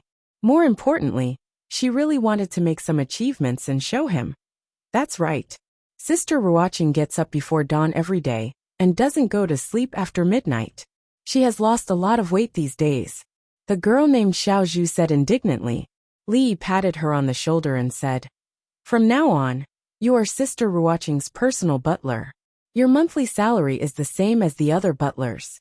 The only thing you need to do is to look after her and not let her work too hard. Do you understand?" Yes. The young girl's face flushed red as she patted her small chest and promised, "Don't worry, I will definitely raise Sister Ruoqing until she is fair and plump, just like before." No, she was too thin before. She has to be a little fatter. Li Yi smiled and then looked at them and said, "I have to go out for a period of time. If there is anything, you two can discuss it. If there is any trouble that you can't solve, go to the county government to find Arrestor Liu." When passing by the gate of the Jade Courtyard, Li stopped for a moment. When he was hesitating whether to go in and say goodbye, the girl standing at the gate welcomed him with a smile. "Child, do you want to come in and have some fun?" Looking at the girl talking and the white powder on her face falling down, Li no longer hesitated and strode away. He was only going out for half a month. There was no need to say goodbye. He had asked Xiao Cui to send the things over. At most, when he came back, he would treat her to a meal and apologize in person. It should be sincere enough, right? When he stepped into the house, Rui was helping him pack up. There was a bulging bag on the table, and she was putting a few silver ingots into another small bag. "These," Li pointed at the bag. Rui explained, "They are all clothes to change. It is not convenient to use the silver notes. It is a long journey. Husband, bring more silver. It is old madam's birthday. You should buy some decent gifts. Don't be laughed at. By the way, it is inconvenient for me. Let Rui go to the capital with you. I don't know what will happen on the way. With Rui, she can protect you." Li Yi stood rooted to the spot in a daze as he watched her tidy up and ramble on. She was a peerless expert of her generation. yet she was behaving like a little lady. At this moment, the scene was really like a wife talking about her husband before he went away. It was also a feeling that Li Yi had never experienced in his 2 lives. The first time he saw the woman who smashed the wooden table with her palm and said, "I am Lu Rui." It was as if it was yesterday. He didn't know when she started to become more and more like a little wife. Chapter 298. You really don't want to go with me? Li still wanted to fight for it. Now that the 2 of them had just broken through the last layer of window paper, it was time for them to be lovey-dovey and lovey-dovey. When they reached the capital and counted the days, it should be time. If he went with Rui, he wouldn't have to rush back so quickly. It was not easy to have a life with just the 2 of them. After arriving at the capital, they could go sightseeing and make up for their honeymoon. What a perfect plan. However, no matter how perfect the plan was, it couldn't win against his damn aunt. This was definitely one of the 2 words that men hated the most since ancient times. It didn't seem to be called like this in the modern times. In short, as long as it was a woman, even if she was an invincible martial arts master, when faced with this word, she would be defeated. Therefore, the target of the honeymoon became Mississippi Lu. Li Yi was suddenly filled with worry about this journey. Lu Rui smiled and said, "This journey is long, and it's not convenient for me to go. You know, husband, the capital is not like Qing and prefecture. Rui is naughty and mischievous. Husband, keep an eye on her, and don't let her get into any trouble." No one knew a younger sister better than an older sister. Li Yi felt that the one who understood Lu Rui the most was Rui. Just based on that sentence of "don't let her get into any trouble," instead of "don't let her be wronged or bullied." Who's naughty and mischievous? When did I get into trouble? A dissatisfied voice came from outside. Lu Rui walked in with a frown.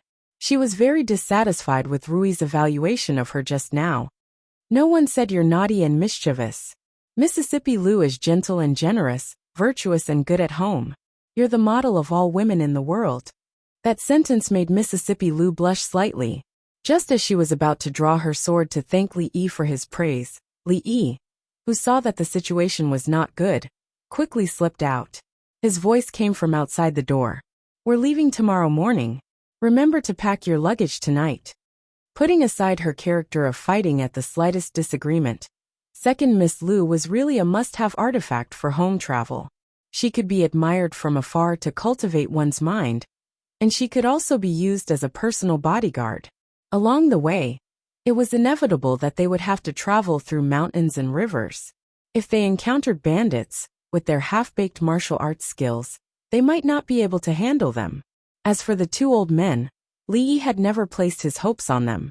At the critical moment, his sister-in-law was still the most reliable. Seeing Xiao Huan sitting alone in the courtyard in a daze, he had long gotten used to her nagging.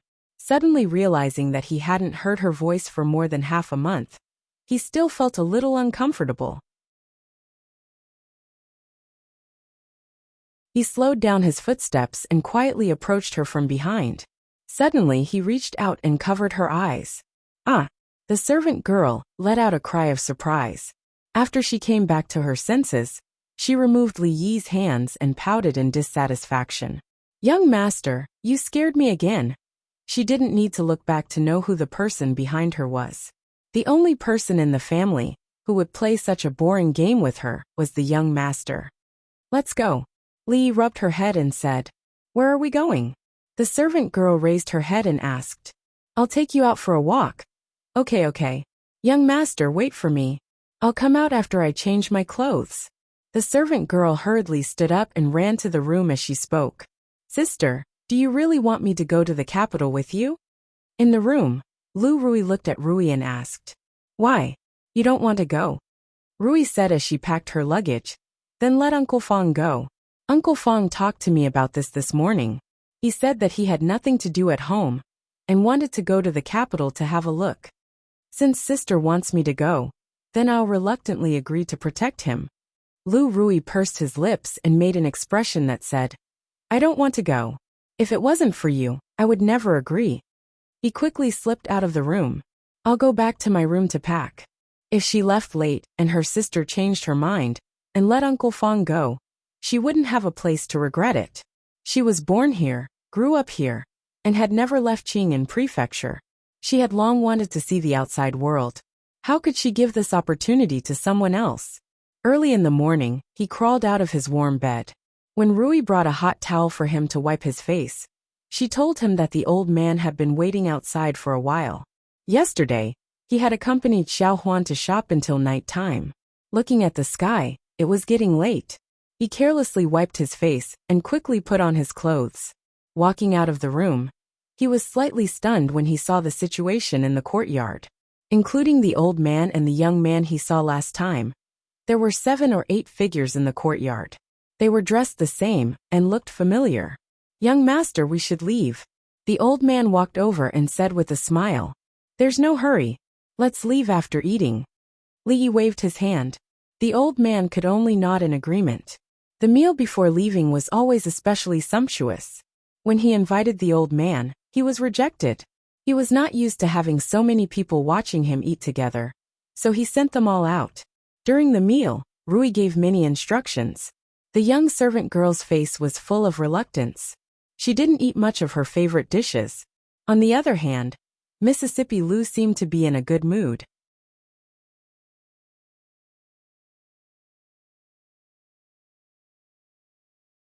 She seemed to be looking forward to the trip this time. Li felt that Rui told him to keep an eye on Rui, and not let her get into trouble was not easy to achieve. The way this lady did things was never something he could control. He raised his head and said, "Why don't I go alone? Or can I bring Fong?" Crack. The chopsticks in Mississippi Lu's hand broke into several pieces. She looked at Li Yi and her lips curled into a meaningful smile. "Ahem, forget it. Let's do as we said before."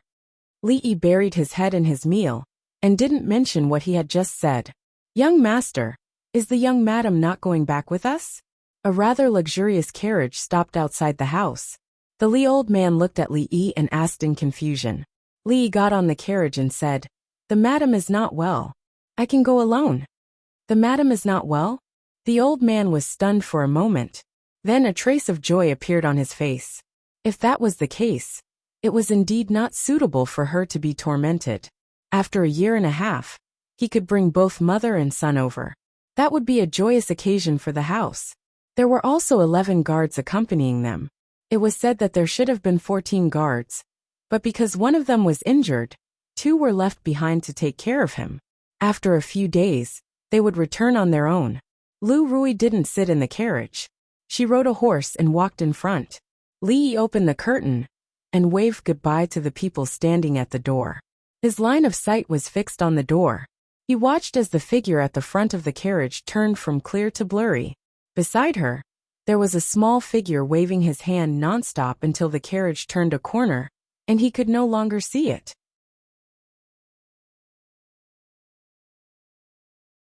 Chapter 299. The carriage drove out of the city gate and headed east along the official road. The stable carriage gradually became bumpy.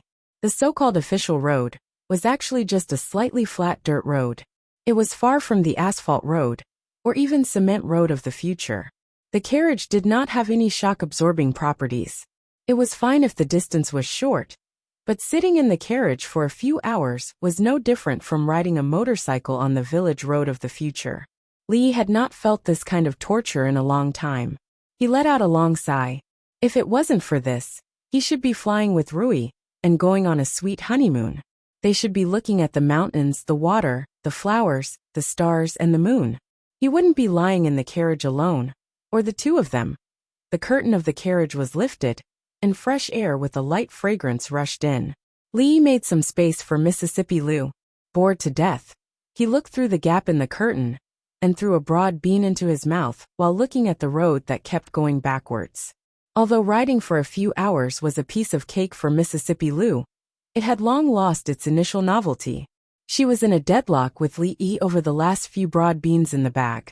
Until Li Yi threw in a broad bean with his own saliva in exchange for a fierce eye roll from Mississippi Lu, he finally won. After a few hours of traveling, everyone must be tired. Why don't we rest for a while? Li Yi moved to the front of the carriage, lifted the curtain, and said to the people outside, Old Manly stuck his head out from a smaller carriage in the back and said, "Young master, it's getting late. In less than an hour, we'll arrive at the next county. Once we get there, we'll first find an inn to stay at, and then set off tomorrow morning." Li nodded and climbed back into the carriage. He secretly rejoiced that the distance between Qing and Prefecture and the capital was not too far. 6 or 7 days, compared to a journey that could easily take months, was considered very short. However, thinking that this kind of jolting would continue for a week, he couldn't help but feel a headache. In the small courtyard, the sun was about to set. The young maidservant was lying on the rocking chair that Li often rested on. She was counting something with her fingers. Half a month is 15 days. Son-in-law and second young mistress have been gone for half a day. In another 14.5 days we will see them again. Xiaohuan. Rui's voice came from inside the house. Hearing her mistress's voice, the servant girl responded with a, "Ah. Wash your hands and come back for dinner. I'll be back soon." She got up from the rocking chair and glanced out the door. When she saw Uncle Fong pass by, she turned around and walked back into the room listlessly.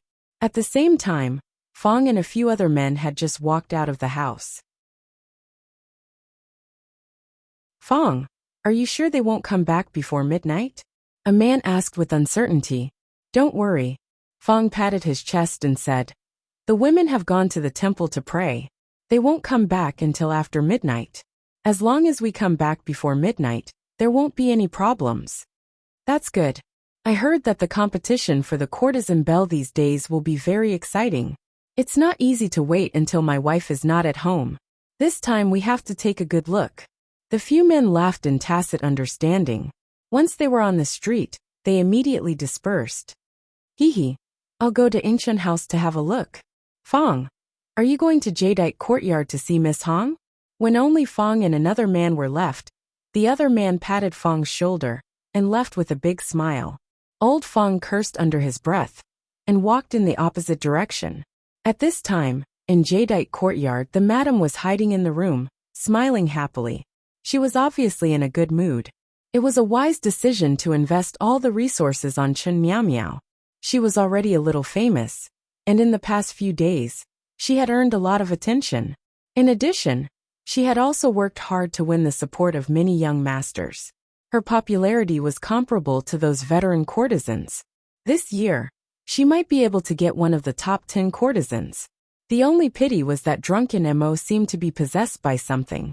No matter what she said, she was not willing to compete for the position of courtesan belle. If she had such a thought, her ranking would definitely be higher than Chen Miao Miao's. She had been in this industry for a lifetime and had seen all kinds of temperaments. Someone like drunken Mo would suffer sooner or later. If she didn't take advantage of her young years to work hard and plan for the future, she might be able to end up in a good family. Someone like her who acted recklessly would most likely end up in a miserable end. There was a knock on the door. The madam withdrew her thoughts and opened the door. Seeing who it was, she asked, "Drunken Mo, what's the matter?" If it was in the past, the madam would naturally not be so cold to the star of Jadeite Courtyard, her money tree. But now, the money tree had changed hands, so she naturally did not need to be so enthusiastic. "Mother, aren't you going to invite me in?" Sung Zimo seemed to be completely unaware of this, and still said with a smile, "I say, drunken Mo, listen to mother's advice. This will only destroy you in the end. Even if you don't think for mother, you have to think for yourself. If this goes on, mother really can't help you. No matter what." It was a relationship of many years, and the madam still did not give up trying to persuade her. Zeng Zimo smiled and said, "That's why I came this time. You've thought it through?" The madam's eyes lit up. "Yes." Zeng Zimo nodded and said, "I'm here to redeem myself." "Where did you get so much money?" Looking at the stack of banknotes in her hand, the madam asked in shock after verifying their authenticity. The banknotes were real. As long as she went to the corresponding bank, she could exchange them for the equivalent amount of silver. The problem was, where did she get so much money? This money should be enough, right? Seng Zimo looked at her and asked. "Enough." The madam nodded mechanically. According to the reputation, everyone in the Jadeite Courtyard had a clear price for their redemption. No matter who it was, as long as they had enough money, she would let them go. Of course, she would not easily let go of drunk Emo in the past. But now, her reputation was not as good as before. After the top beauty competition, she was afraid that her reputation would drop a lot, and the money needed to redeem herself would naturally be less, at least far less than what she had in her hands. She was a little hesitant at this moment. What if drunken Emo? As soon as this idea came up, she rejected it. It was a foregone conclusion that Chun Miao Miao would replace her as the new face of Jadeite Courtyard. There would be no more changes. Drunken Mo's usefulness to her was actually dispensable. It was better to accept the silver and do her a favor. Have you really thought it through? The madam looked at her and asked seriously. Obviously, she had made her choice at this time. After getting Sung Zimo's confirmation, the madam sighed and took out her contract from the box in the room. She said, "For the sake of our past friendship, if you want to leave, wait until after the courtesan competition." Although her fame was not as good as before, she was still stronger than most people. At this critical time, there was no harm in gaining more popularity for Jadeite Courtyard. Okay. It was just a few days later. She had waited for so many years. A few more days was nothing. Moreover, the contract was in her hands. The moment she got it, she was already free. When she walked out of the madam's room, Sung Zimo felt unprecedentedly relaxed. She finally unloaded the mountain that had been pressing on her shoulders for a long time. She let out a long sigh of relief and walked all the way back to her room. It was as if she did not see the various complicated looks from her sisters in the past. She ignored Chun Miao Miao's gloating look. She pushed open the door and walked in. She saw Xiao Chui sitting by the bed with a sad face. "This silly girl," she murmured. She had wanted to give her a surprise, but since she had promised her mother to keep it a secret, she could only tell her the news after the courtesan competition.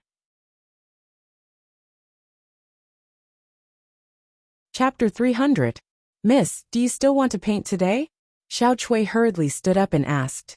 During the courtesan competition, everyone else was busy earning popularity to increase their chances. Only her young miss was not worried at all. She buried herself in painting all day, as if she could never finish. Moreover, the paintings that she took with her every time she left never appeared again. "I'm not painting anymore. Help me prepare the bath water. We're going out in a bit." Zheng Zimo shook her head. She had already raised enough money to redeem herself, so there was no need to sell her paintings anymore. Moreover, the rarer something was, the greater its value. The few 3D paintings that occasionally appeared could be sold for a good price. If there were too many of them, it wouldn't be so easy to rely on selling paintings to make money in the future when they lacked money. Watching the young miss enter the inner room, Xiao Chui touched something in her bosom. Only then did her anxious heart calm down. This time, she would be the one to protect her young miss. "Xiao Chui." Just as she was in a trance, she heard a voice coming from the inner room. The young girl immediately stood up and responded, jogging over. Mianxiu Garden was filled with fake mountains and waterside pavilions. It was a rare place of elegance. Anyone with a bit of status in the city would all treat this place as the first choice for inviting guests to a banquet. Especially in recent days, the garden was brightly lit almost every night. Tonight was no exception. The famous young master of a wealthy merchant in Qing'an Prefecture, Zhu Qing, was the host. Those invited included wealthy young masters of merchants, as well as many famous scholars of Qing'an Prefecture. With the scholars, there was naturally no lack of beauties. Any courtesan with a bit of fame also received an invitation. Of course, it was not certain if they would come. After all, Zhu Qing had promoted Lu Yi this year, and he had spared no effort. He could be considered as their competitor.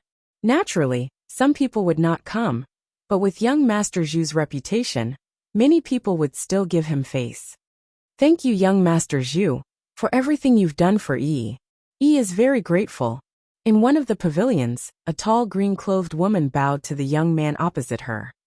"Yi, what are you saying? Helping you is helping me. There's no need to be so distant between us." The young man smiled and waved his hand, saying nonchalantly. At this moment, many people were looking at the pavilion. Of the two people in the pavilion, One was a wealthy young master, and the other was one of the most famous courtesans in Qing'an Prefecture. This banquet was obviously held for her. When it came to the level of the top 10 courtesans, it was actually very difficult to distinguish who was superior in terms of beauty or talent. If they really used these to rank them, no one would be convinced. Every year, the top beauty competition was not only a contest between them, but also a contest between the powers behind them. This year's situation, with Zhu Qing as the leader, the young masters of the wealthy merchants mostly stood behind Lui Yi, and behind Lu Qiaoqiao stood the many scholars of Qing'an Prefecture. The others naturally also had their own supporters, but compared to these two people, they were still somewhat lacking. The battle for the championship would most likely be the battle between Lu Qiaoqiao and Lu Yi. In a while, there will be a few friends coming. They are scholars from the capital. I'll introduce you to them. Zhu Qing smiled. Miss Lu has the support of the scholars led by Yang Yinzhou. In terms of poetry, we are already at a disadvantage. In a while, you must take advantage of the opportunity. If you can make them sincerely help you, this time, we will have more than a 70% chance of taking the championship.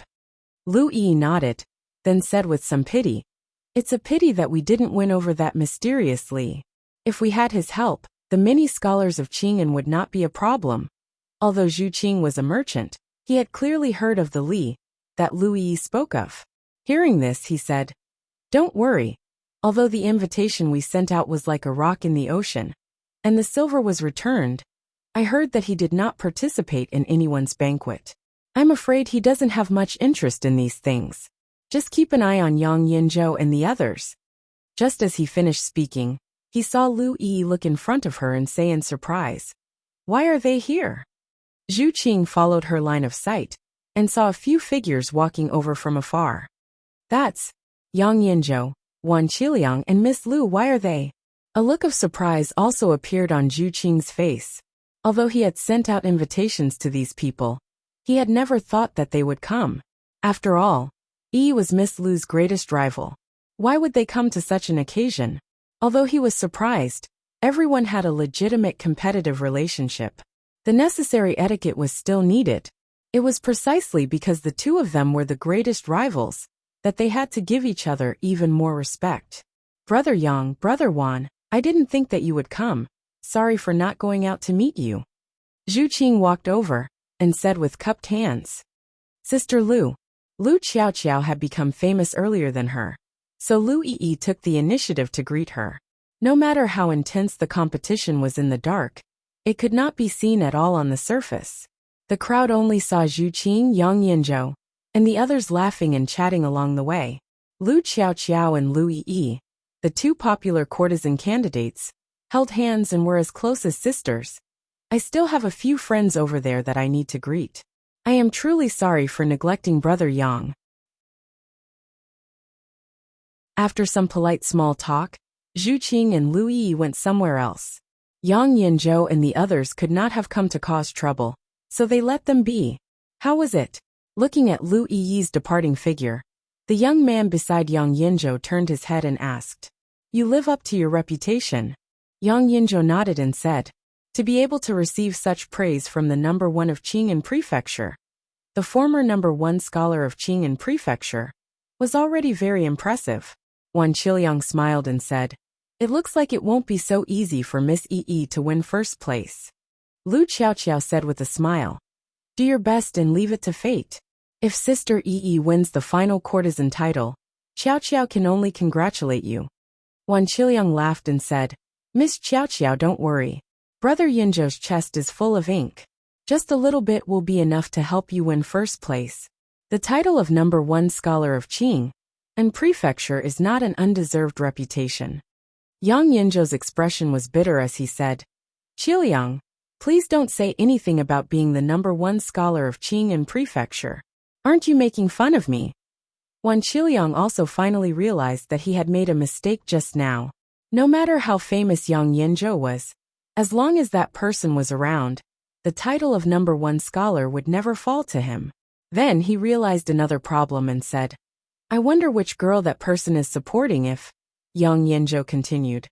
I had originally thought that he would support the top artist of the Jade's Yard, Lady Zuamo. But that Lady Zuamo does not seem to have any interest in this competition. It is said that she only studies painting in her room every day. You may not know, but one of Lady Zuamo's paintings is in high demand. A few days ago, I spent 200 taels of silver to buy one. Wan Qiliang nodded and said, It is also fortunate that she has no intention of competing for the title of courtesan. Otherwise, she would throw out a few more frightening poems, and the competition would be meaningless. Lu Xiaoqiao also secretly rejoiced in her heart. Although she did not have any relationship with that person, everyone was the same. This time, the competition would still be fair. As she thought this, she raised her head and inadvertently glanced around. 2 figures who had just walked in appeared in her line of sight.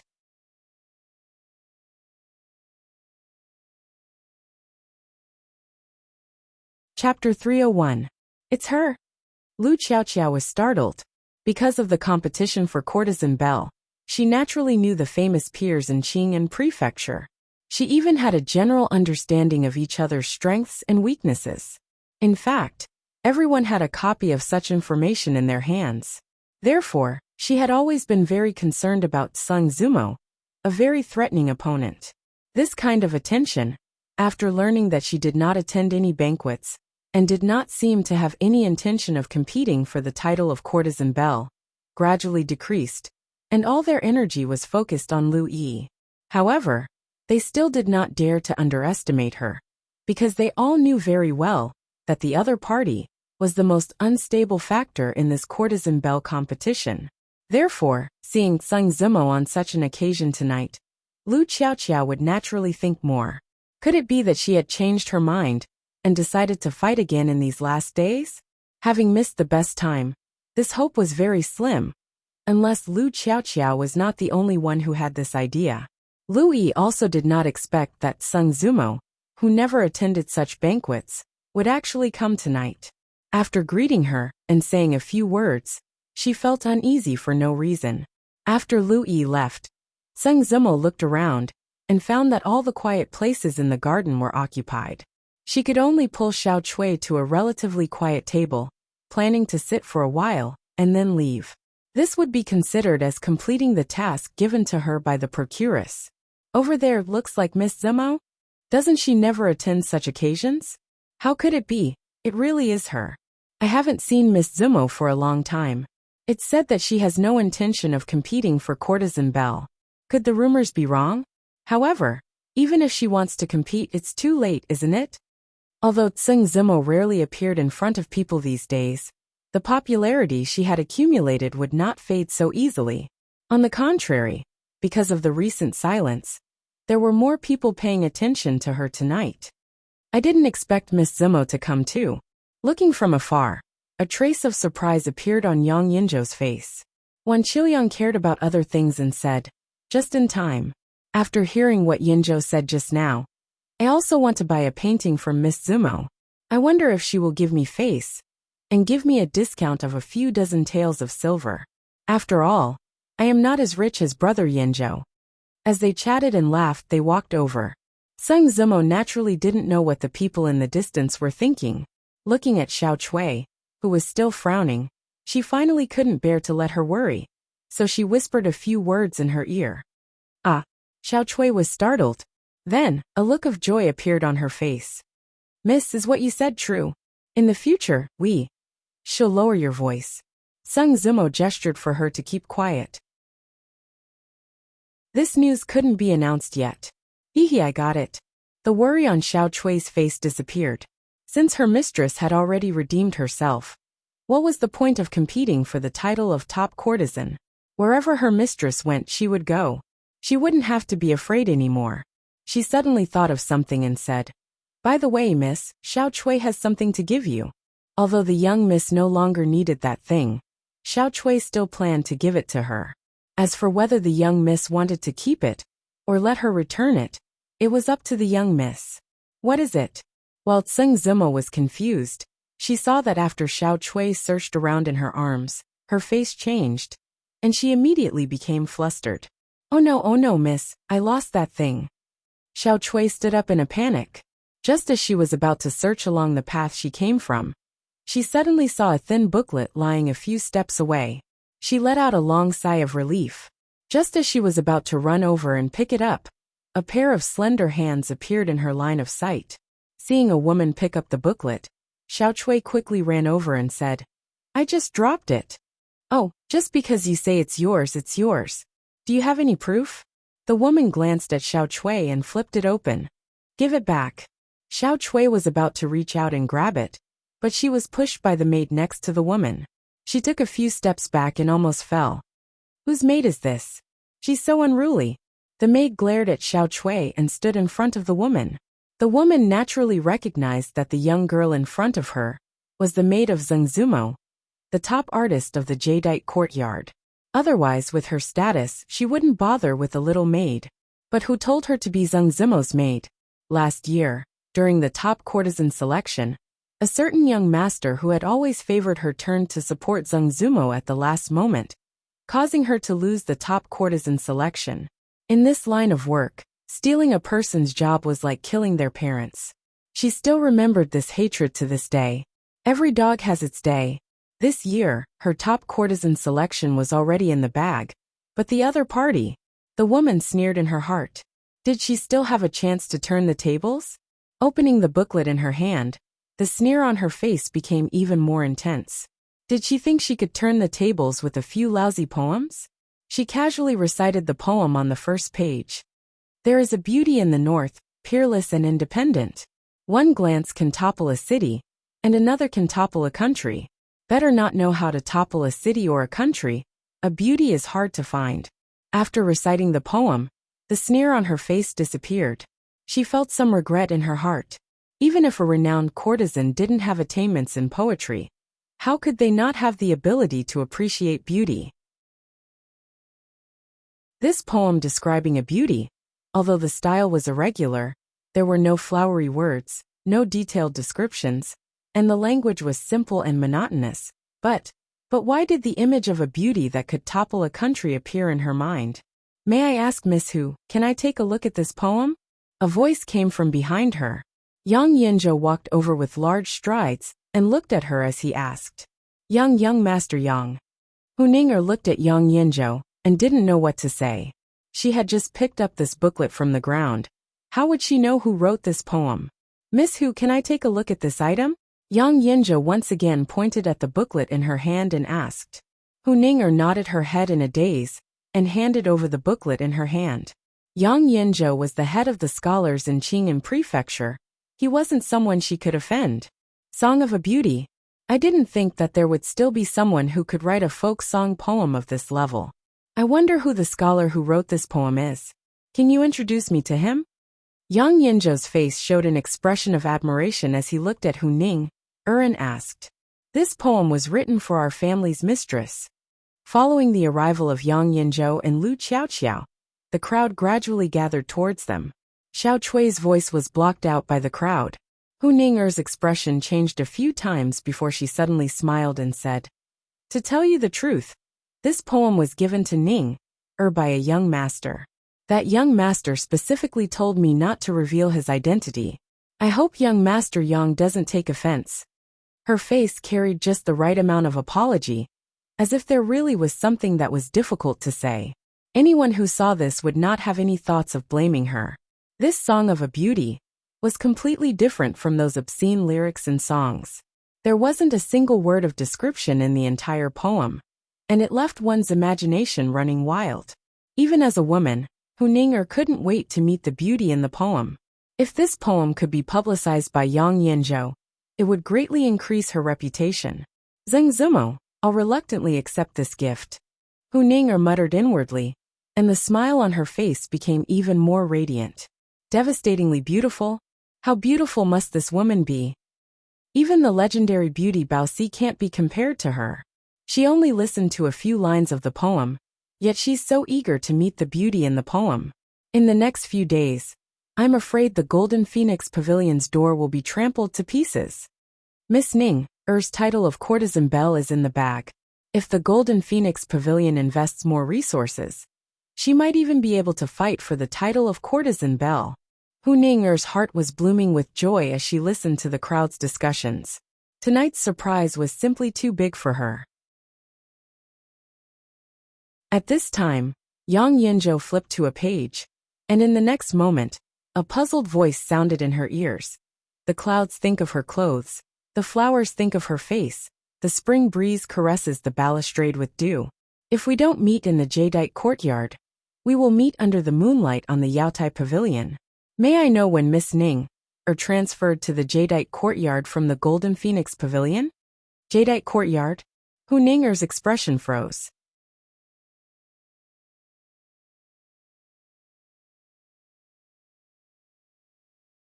Chapter 302. Miss Ning transferred to the jadeite courtyard?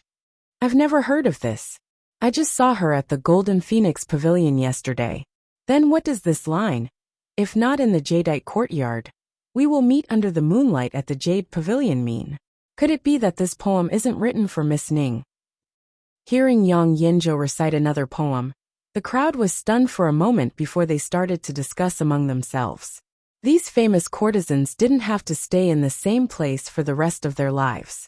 It was common for them to transfer to another brothel, but this would only happen to slightly famous courtesans like the top 10 courtesans. Unless the brothel keeper was a fool, she wouldn't let go of such a cash cow. Obviously, Hu Ning was the Golden Phoenix Pavilion's brothel keeper's cash cow, and the possibility of her transferring to another brothel was minuscule. With this, the crowd couldn't help but think of another possibility. Could it be that this poem wasn't written for her? If that was the case, then the song of a beauty that stunned the crowd just now wasn't written for her, right?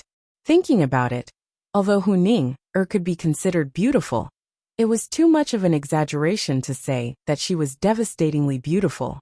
Even she herself wouldn't dare to admit it. As for the second poem, the rosy clouds are her clothes, the flowers are her face, the spring breeze caresses the railings, the dewdrops moisten the flowers, making them more vibrant. Such a beauty, if not in the jadeite courtyard, we will meet under the moonlight at the Jade Pavilion.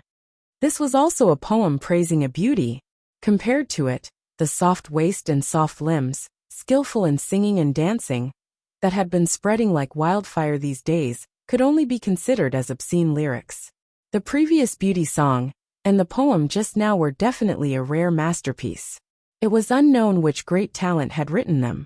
Some people even felt that it was a great waste to use such a poem on a few courtesans in a brothel. If not in the jadeite courtyard, the jadeite courtyard. Finally, someone came back to his senses and murmured, "These two poems are both about a girl in the jade courtyard. Could it be Chen Miao Miao, who has been in the limelight recently?" In the crowd, Chen Miao Miao's face was blushing. She didn't dare to admit that these two poems were written for her even if she had 10 guts. She knew herself. If she was really like what was written in the poems, how could the title of the top artist in the Jade's courtyard fall on Zheng Zimo's head? After a familiar figure appeared in her mind, Chen Miao Miao finally understood. Of course, there was no lack of people in the crowd who understood the situation. After a short moment of commotion, the place suddenly fell silent again. Everyone turned their gazes and looked at the woman who was not far away.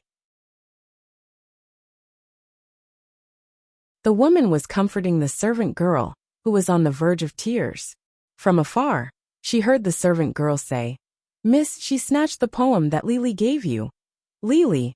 In the circle of scholars in Qing and Fu, whenever these three words were mentioned, their hearts would tremble. As a result, those with the surname Li did not dare to let outsiders call them young master. Since it was that person, then all of this could be explained. Thinking of the rumors between him and Lady Zimo, everyone immediately understood. Yang Yinzhou held the thin book in his hand. From time to time, voices could be heard. "There is a beautiful person like a clear breeze. Adding 1 point is too long. Subtracting 1 point is too short. Her form, like a graceful swan, like a swimming dragon." Wan Qiliang stood beside Yang Yinzhou in a daze and murmured, "Bullying, this is too much." Every single one of them could be used as the finale. Enough for an outdated courtesan to make a comeback. Yet they were tossed out so casually, and there were so many of them at once. In this way, how could Lu Qiaoqiao and Lu Yi fight for first place? Hu Ning'er's face was pale, and she almost lost her footing. She forced a smile and said, I was just joking just now. These poems were naturally not written for Ning'er. I picked it up on the ground just now. I'm afraid someone lost it. Yang Yinzhou and Wan Qiliang only had eyes for the book, and did not pay attention to Hu Ning'er at all. The latter moved her gaze away from the book and exclaimed, to think that someone could reach the pinnacle of folk song poems, songs of Chu, and poetry. I'm afraid we will not be able to catch up even if we spend our entire lives. Suddenly he asked in confusion, Luo Shenfu. It compares the woman one admires to a goddess. The words are beautiful but not impetuous, and the portrayal is already at the pinnacle. It is fascinating. But where is this Luo River? I've never heard of it before. Could it be made up? Yang Yinzhou's gaze did not move away from the book. He said, Luo River is the ancient name of Yuan River. Last night, you and I were boating on Yuan River. Moreover, the name Luoshen is commonly seen in ancient books. How could it be made up?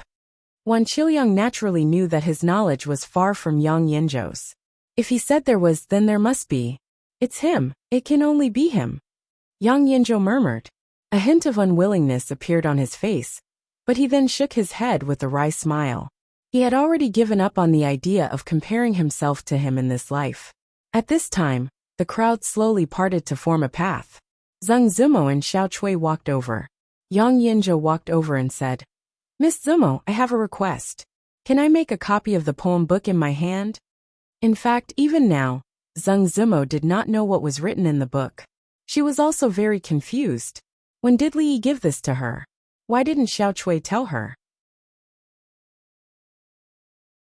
Also, why was Hu Ning'er's face so pale? Why were these people looking at her like that? All the mysteries were contained in the thin book that Yang Yinzhou handed over. She took the book and flipped it open. 1 page, 2 pages, 3 pages. As the former top courtesan, her attainments in poetry were naturally not bad. Gradually, her pretty face began to blush inexplicably. Were these poems all talking about her? Was she really that good? Looking at those extremely extravagant descriptions, she could not help but think of the scene that night. She only felt that even the roots of her ears were beginning to burn. Outside the crowd, after Zhu Qing came back to her senses, she turned to the few young people beside her and asked, How is it? Are you confident? Confident? Those poems have already praised that woman to the heavens. Among all the scholars in the Jing Kingdom, who would dare say the word confident? The leading young man shook his head. This was already beyond the scope of their competition. It was better to save some face. In the field, Lu Qiaoqiao and Lu Yi looked at each other, and saw the deep helplessness in each other's eyes. The two of them had fought for so long, but in the end, it was still like drawing water with a sieve. And the few people who had hopes of becoming the top courtesan, including Chen Miao Miao, all looked at Hu Ning'er with incomparably fierce eyes, as if they wanted to skin her alive. They did not want to compete for the top courtesan anymore. Damn Hu Ning'er, why did she have to recite poems for no reason? Sensing their malice, Hu Ning'er's face became even paler. She had probably become everyone's public enemy.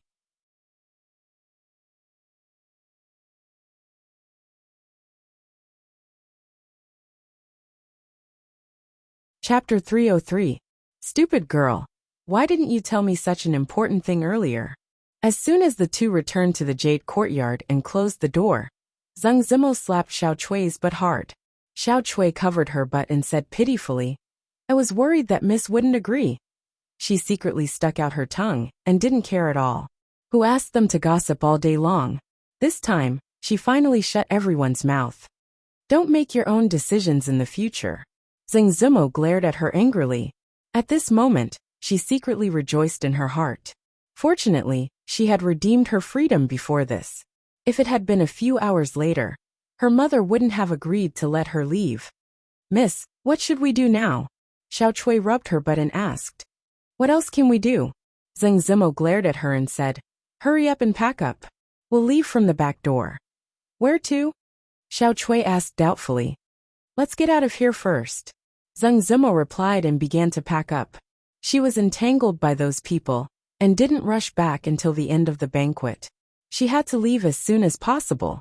Otherwise, when tonight's events spread, she wouldn't be able to leave even if she wanted to. During the top beauty competition, such information was extremely sensitive. A certain scholar offered a poem to the top girl. A certain young man spent a lot of money to win a beauty smile. The news spread so fast that it was hard to imagine. Within an hour, even a notice might be posted. Seeing Xiao Chui carry out a big box, Zheng Zimo said grumpily, "Pick something valuable. Don't bring anything worthless. Remember, don't forget your secret stash of money hidden under the bed."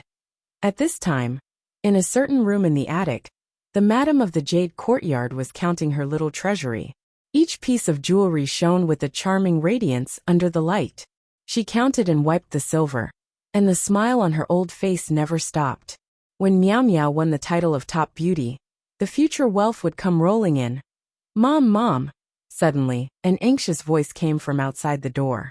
The madam's expression changed. She hurriedly covered the things on the bed with a blanket and walked over to open the door. She frowned and asked, "Why are you panicking? Have you forgotten the rules I taught you?" "Mom, there are a lot of people at the entrance of our Jade Courtyard," the woman outside said breathlessly. "Many people?" The madam locked the door from the outside and followed her downstairs. From afar, she could hear a commotion outside the door. A few servants blocked the door from the inside, and a series of knocking sounds came from the outside. "Are these people Miao Miao's admirers?" the madam murmured. She could only think of this possibility. She strode over and said, "Hurry up and open the door. We're doing business. How can we lock our customers outside?" He kicked the legs of the servants a few times and opened the door. After taking a look outside, he immediately closed the door and hurriedly said, Quickly close the door. Don't let them in." Seeing the dense crowd outside, the brothel keeper's face turned pale. How could this be considered a customer? If so many people rushed in at once, it would be more than enough to tear down the jadeite courtyard. Voila! Everyone was originally crowded at the door. Seeing the closed door suddenly open, how could they let it be closed again? With a crash, they all rushed inside. Before they rushed in, the brothel keeper had already scrambled up the stairs. Her forehead was covered in cold sweat. Were these people really here to tear down the jadeite courtyard? Or were the officials? Why hadn't the damn officials come yet? As if hearing the call of the brothel keeper, a sudden shout came from outside the door. More than 10 bailiffs, all unsheathed their weapons, and blocked more people outside. Louis walked in with his waist saber in hand. He frowned and asked, "What's going on? Why are they all here?" Ever since he heard from his subordinates that there were hundreds of people blocking the entrance of the jadeite courtyard, Louis hurried over, thinking that there was a riot. He even sent someone to inform the soldiers stationed in the city. However, when he came here, he found that things didn't seem to be what he thought. "I heard that Miss Zue Mo of the jadeite courtyard is devastatingly beautiful. She is a rare beauty in the world. Madam, why don't you invite her out, and let us have a look?" Someone in the crowd said loudly. Immediately, the majority of the people in the crowd agreed with him. "We came here because of her reputation. We want to see what the Jade Pool Fairy looks like." "Nonsense, she is obviously the Luo Shui Fairy. If there really is such a wonderful person in the world, of course we have to see her." The bailiffs' faces were filled with astonishment. Motherf *Ker. So many people had made such a scene just to see a woman? My lord is really clever. He even predicted this kind of thing. Thinking of what the county commandant said to him before he left, Louis's heart suddenly had more respect for him. Zuemo, Jade Pool Fairy Luo Shui Fairy? The brothel keeper of the jadeite courtyard, who didn't know what happened, looked confused. She was the one who asked Zuemo to attend the banquet tonight. Could it be that something happened at the banquet? Go and ask Zuemo to come out. Now is not the time to be curious. The brothel keeper hurriedly ordered a servant. If Zuemo didn't come out, the jadeite courtyard might really be destroyed by them. The servant hurriedly ran to the backyard. After a while, he ran back with a pale face and said in a trembling voice, "Miss Zuemo, gone. Gone," the brothel keeper murmured. Seeing that the people below had gradually retreated from the hall under the persuasion of the officials, she couldn't help but feel a little relieved. Zuemo had already redeemed herself. She could leave whenever she wanted. The first thing now was to figure out what happened. If these people came every day, how could they do business? Seeing Chun Miao Miao coming in from outside, the brothel keeper hurriedly greeted her. After a while, after Chun Miao Miao told the cause and effect of the matter, the brothel keeper looked dull, her old face was pale, and her legs were weak. She held on to the wall to barely stand. In other words, they really just wanted to see Zuemo? Someone wrote more than 10 excellent poems for Zuemo? If she goes to compete for the top spot now, the probability of success is more than 50%. The brothel keeper closed her eyes and murmured. Just now, she used 1,000 taels to redeem herself. Oh my God, what sin have I committed? She seemed to see a huge mountain of gold gradually leaving her. She wanted to use a knife to cut off a piece of her heart. She was filled with regret, and then she fainted. Zuemo redeemed herself? Hearing this news, Chun Miao Miao's face immediately filled with ecstasy. Since she no longer belonged to this line of work, no matter how famous she was, she had no right to compete for the top courtesan. On the contrary, because of her, the jadeite courtyard became more famous. Perhaps, she could also benefit a little tonight. The jadeite courtyard was destined to be the liveliest place in Qing'an Prefecture.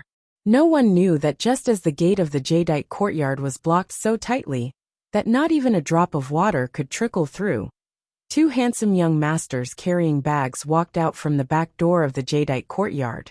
They went around to the front door and swaggered past the crowd.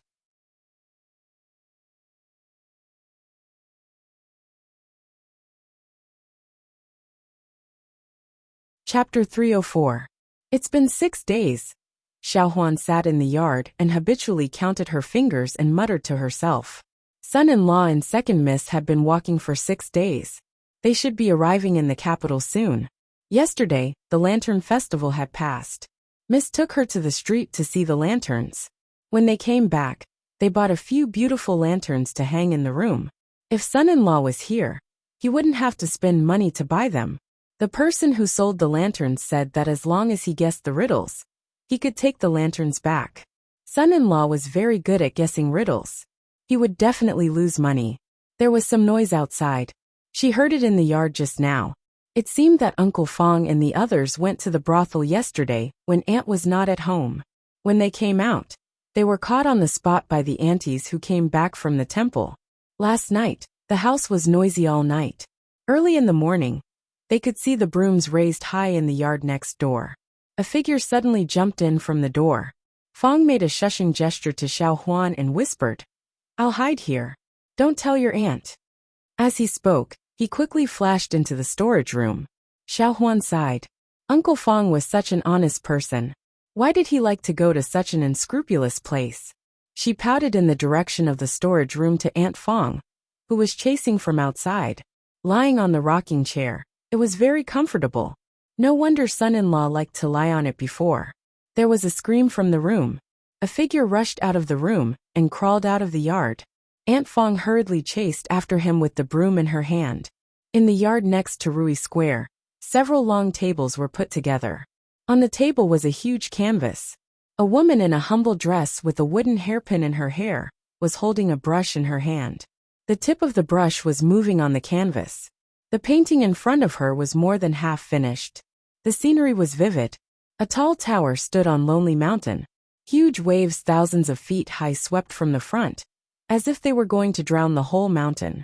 This was a scene from The Legend of the White Snake, which was the most popular play in recent days. It was called The Flooding of Jinshan. The mountain was so majestic that it looked like it was about to come out of the canvas. The water was so strong that it looked like it was going to surge out of the canvas. From afar it was very shocking. Wan Ruoqing walked out of the room, shook her head and said, "You can keep your composure.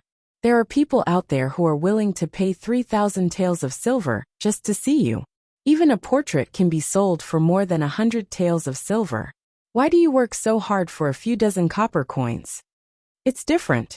After standing for a long time, Zheng Zimo twisted her sore waist and said, "I don't care. You promised to take me in anyway. You can't go back on your word now. Your fame has already spread out of Qing Prefecture. Everyone knows about the goddess of Luo Shui. The Song of a Beauty and the Ode of the Goddess of Luo have been passed around and copied by countless people. It is said that the price of the paper in Qing Prefecture is 10% higher than usual. Wanruwatching looked at her and teased. Who would have thought that the goddess of Jade Pool and goddess of Luo Shui, that everyone in Qing Prefecture knows about, is such a scoundrel? What goddess of Luo Shui? It's all his fault. A trace of embarrassment appeared on Zheng Zimo's face. Every time she heard others recite these lines, she couldn't help but think of that night when she was honest with him. Once the Luo Shenfu was released, her fame grew even greater than before. The matter of the #1 scholar of Qing and Fu composing a poem for a beauty also became a legend. As long as it was a woman, there was no one who did not envy her. Those poems would definitely be passed down. Whenever it was mentioned in the future, Zheng Zimo's name would also appear. She had truly become famous throughout the ages, but she just wanted to live a peaceful life in the future. After this incident, this wish became an extravagant hope. She had to cover her face even when she went out, afraid of being recognized. How could there be a peaceful life? As for the culprit who caused all of this, he didn't know where he was currently enjoying himself. If you don't like it, you might as well give me that book of poems. Wanruwatching looked at her and said with a smile, I'm afraid you can't bear to part with it. Without that book of poems, our goddess of Luo Shui won't have something to hold and smile at every night. And you're talking about me? I don't know who it is that has to take out that sky lamp to look at every 2 days. Zheng Zimo's pretty face blushed slightly, but she didn't lose out at all. An imperceptible trace of envy appeared in Wanruwatching's eyes. She changed the topic and said, the top 10 courtesans of Upper Yuan Night have already been selected. Don't you want to know who the courtesans are this year? Who else can it be?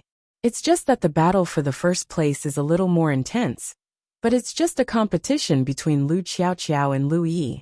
Lu Yi wants to surpass Lu Qiaoqiao, who has the support of Qing and Scholar, with just a few businessmen. I'm afraid it won't be so easy for her to get the first place. As for the others, it's probably those old faces. Zheng Zimo added a few more strokes on the canvas and said indifferently. Wanruwatching nodded and said, Indeed, Lu Yi lost to Lu Qiaoqiao by a small margin in the end, and could only settle for second place. In addition to the two of them, there are 4 other courtesans who are still famous. The Jade Courtyard lost you and gained Chun Miao Miao.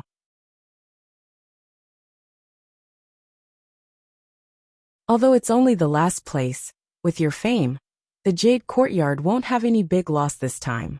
There was a sentence that Wanruwatching didn't say. Although Lu Qiaoqiao was this year's champion, in terms of popularity, she was far less than Zheng Zimo. If she didn't redeem herself, even if she didn't do anything, she could still firmly take the position of champion. There was a knock on the door behind her. Wanruwatching walked over and opened the door. When she saw the person, she couldn't help but be slightly stunned. Zheng Zimo, why do you have to do this? A voice containing too many emotions suddenly sounded.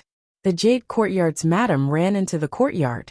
Looking at Zheng Zimo, who was dressed in plain clothes and didn't even have a decent piece of jewelry on her, tears fell down. Mom, why are you here? Zheng Zimo was shocked. She looked back and only breathed a sigh of relief when she found that no one had followed her. The madam grabbed her hand and said excitedly, Zheng Zimo, come back with me. What's wrong with the Jade Courtyard? There's good food and drinks. Even if we have to serve you like an ancestor, it's fine. You're already living a life of happiness. Why do you have to suffer like this? Looking at the madam's tearful and distressed expression, Zheng Zimo was a bit amused and said, Mom, you don't need to persuade me. Since I'm out, I won't go back. Oh right, remember to pick tender ginger in the future. Old ginger is too stinging, you can't stand it. The method of using old ginger to make people cry was taught to her by her mother. She wanted to use this method to gain sympathy, but she used the wrong person. Hearing her words, the madam wiped away her tears and sighed. Sigh, you heartless woman. I didn't provide you with good food or good drink. Now that you've grown up, the Jade's courtyard can't accommodate the goddess of Luo Shui anymore. You really don't plan to go back? After complaining for a while, the madam asked tentatively for the last time. I'm not going back. Zheng Zimo smiled and said with absolute certainty. A trace of annoyance appeared on the madam's face. She turned and walked out, saying as she walked, All right, the child has grown up, I can't keep her anymore. I just hope you don't forget the sisters in the courtyard. If there's a chance, support them more. And that will be your repayment to me. This time, she didn't expect to invite Zheng Zimo back. Although she was no longer in the Jade Courtyard, because of her great rise in fame, the Jade Courtyard's reputation also spread. These days business was very good. If she hadn't been so heartless before and turned to support Chen Miao Miao, even if she couldn't invite her back, she would still be able to get more benefits. But now, she could only hope that Zheng Zimo would remember the past and help the girls in the building, which was also helping her in disguise. Finally out.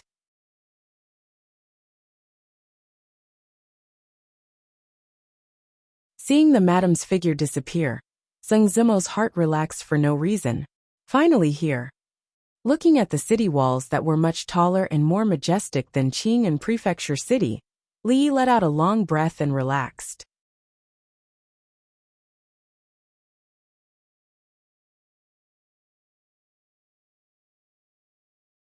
Chapter 305. Of course, Li wasn't the only one who relaxed. When they reached the foot of the city, the 11 guards nimbly dismounted. After traveling back and forth for half a month, they finally returned to the capital. Lu Rui jumped down from the carriage and looked at the most prosperous city in the Jing Kingdom. Outside the city gates, there were people weaving in and out, and there was an endless stream of carriages and horses. It was far more prosperous than Qing'an Prefecture. Was this the capital? Behind her, the guards looked at her with respect. During the journey, no one dared to look at her as a weak girl. The young master really had the foresight to bring a girl like this along. Just as they were facing dozens of bandits, as if they were facing a great enemy, they only saw the light of a sword flash and a white shadow weave through the crowd of bandits. In a moment, all the bandits could only lie on the ground and wail. Those with power were always respected by others. Even though she was a girl, these proud guards were willing to lower their heads. Elderly ordered, Li Zheng, send 2 people back to the mansion first, and tell the news of the young master's return. A moment later, 2 people handed their horses over to their companions and galloped into the city. Galloping on horseback was not allowed in the city, so galloping was much faster. Young master, let's go, Elderly said with a smile. Li nodded and re-entered the carriage.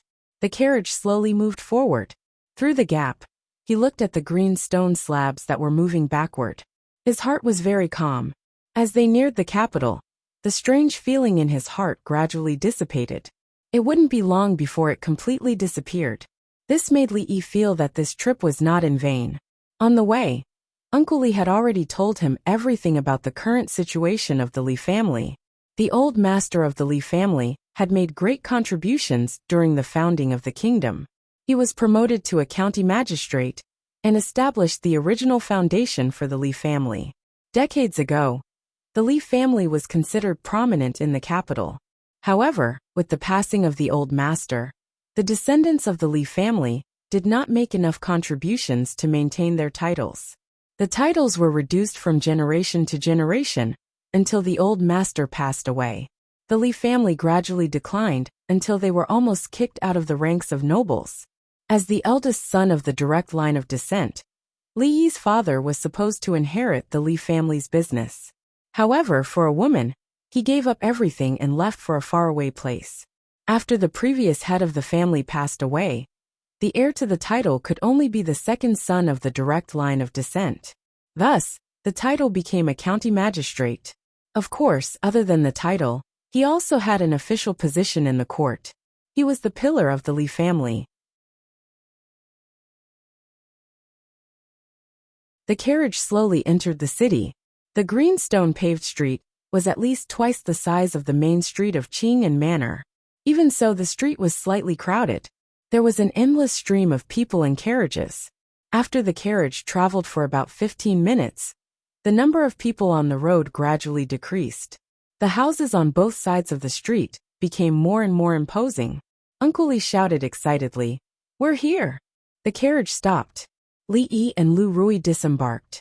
"Young master, the old madam is already waiting in the inner hall. Let's go quickly." The guard who had left earlier walked out of the crowd and said, "Young master, come with me. We'll go see the old madam first." Uncle Li walked over and said, "Young master, come with me. We'll go see the old madam first." Li Yi was a junior, so he naturally couldn't let the elders welcome him at the door.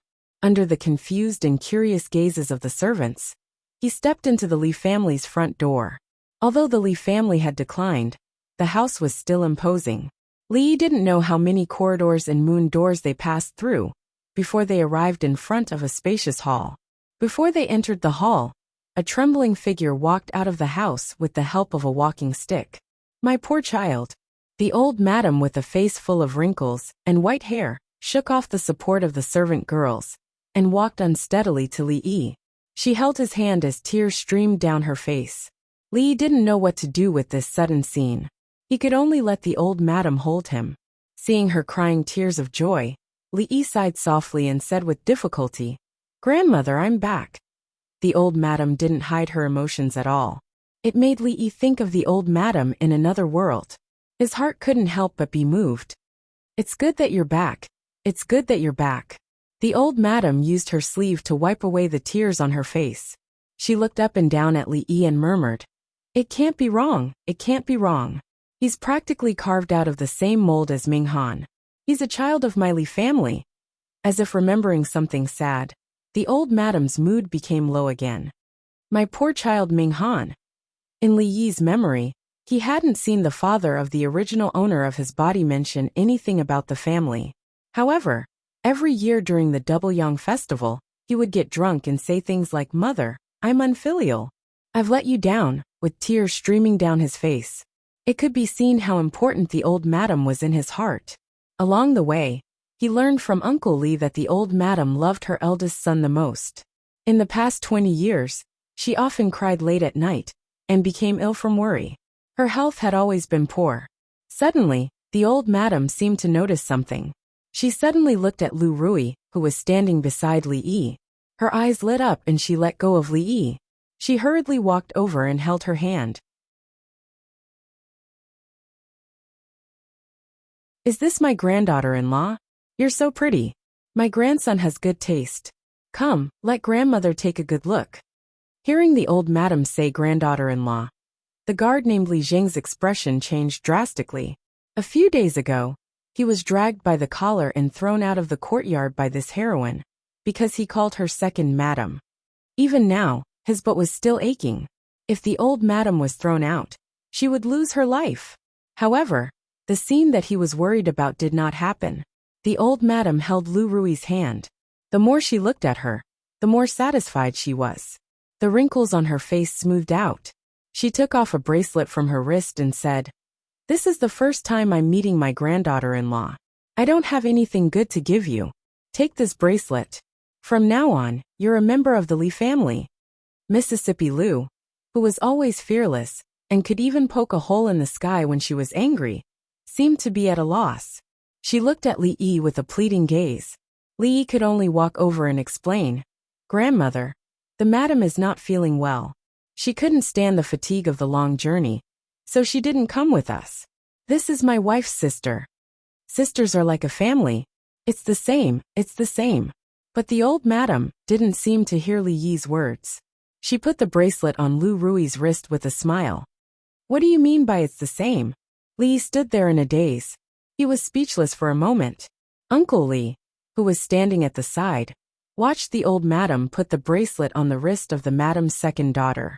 His eyes widened, and his face was full of disbelief. This bracelet was put on by the old madam when she married the master. It had always been passed down to the first wife of the Li family. The second wife begged the old madam for decades, but the old madam didn't give it to her. Could it be that she was so happy at this moment that she forgot about it?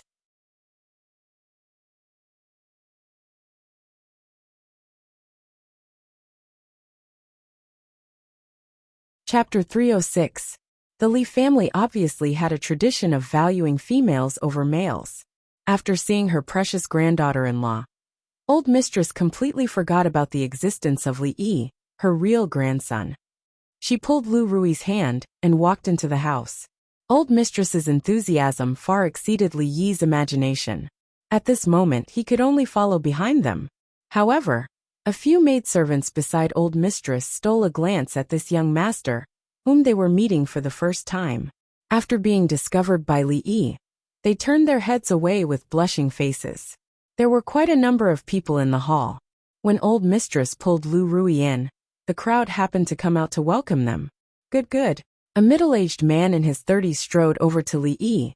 He patted his shoulder hard and said a few words with a face full of good. Li Yi felt some pain in his shoulder, but when he saw the man's slightly red eyes, he didn't argue with him. Young master, this is second master. You should call him second uncle.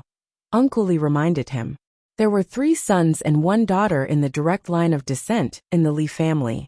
The eldest son was not around, so the second son inherited the family business. This meant that the person in front of him was the master of the Li family, the uncle of the original owner of this body.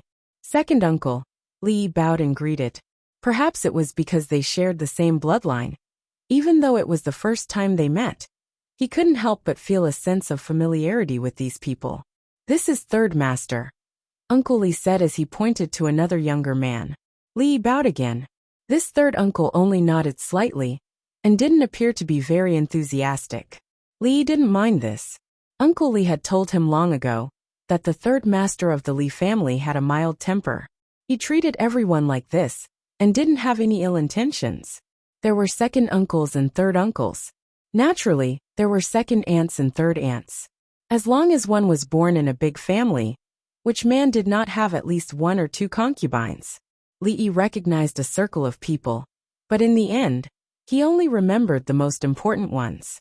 Most of the womenfolk were circling around Rui. Li Yi saw a woman point at the bracelet that old mistress had just given her.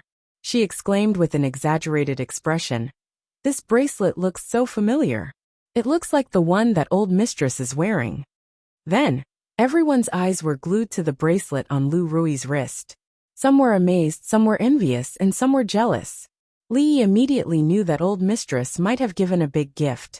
These 2 children have been on the road for a few days. I'm sure they're exhausted. They've met everyone they need to meet. Let them go and have a good rest. If there's anything else, we'll talk about it at night. After a while, the old mistress issued an order. Out of all virtues, filial piety was the most important. The ancients had deeply implemented this traditional virtue. In this family, the men made the decisions for external matters. As for the domestic matters, old mistress was the one in charge. Rui, come with grandmother for a while. When Li Yi was escorted away by a few maidservants, he saw old mistress holding Mississippi Lu's hand and happily walking to the back hall. Although this was still a society that valued appearance, and it was easier to be liked by others if one was beautiful, Li Yi felt that the way old mistress looked at him was not quite normal. Just as he was feeling puzzled, he was brought into a room by a few maidservants. A pretty maidservant said crisply, "Young master, this servant will help you bathe." It had been a tiring journey and he was really tired. It would be nice to have a comfortable hot bath. Li Yi took off his outer robe and suddenly felt that something was wrong. He turned around and saw that a few maidservants were standing behind him, looking at him with red faces. There was clearly some kind of light in their eyes. Li Yi did not have the habit of being surrounded by people when he was bathing. He just wanted to have a good bath alone. After the bathtub and hot water were prepared, he sent them out. Lying comfortably in the bathtub, he began to miss Xiao Huan. At this time, if only he could have a little maidservant's hands massaging his shoulders. How good would it be? He had arrived at the capital, and the favor was almost repaid. When old mistress's birthday was over, he could say goodbye. Rui and Xiao Huan were still waiting for him at home. No matter how big the Li family's business was, it was not his turn to inherit it. Moreover, he was really not interested in it. Coming to visit the Li family was just the obsession of the child in his dream. Li had a premonition that when he dreamed again, he would not be able to see him. Just as Li was lying comfortably in the bathtub, a few maidservants sat in the corridor by the door and whispered, "That is the young master." It seems that the story of the young master running away from home 20 years ago is true. A maidservant with 2 buns exclaimed. A slightly older maidservant whispered, "Of course it is true. The elders in the manor all know that the young master ran away with a woman. Otherwise, how could the second master become the master? I heard from old mistress that the young master looks exactly like the young master.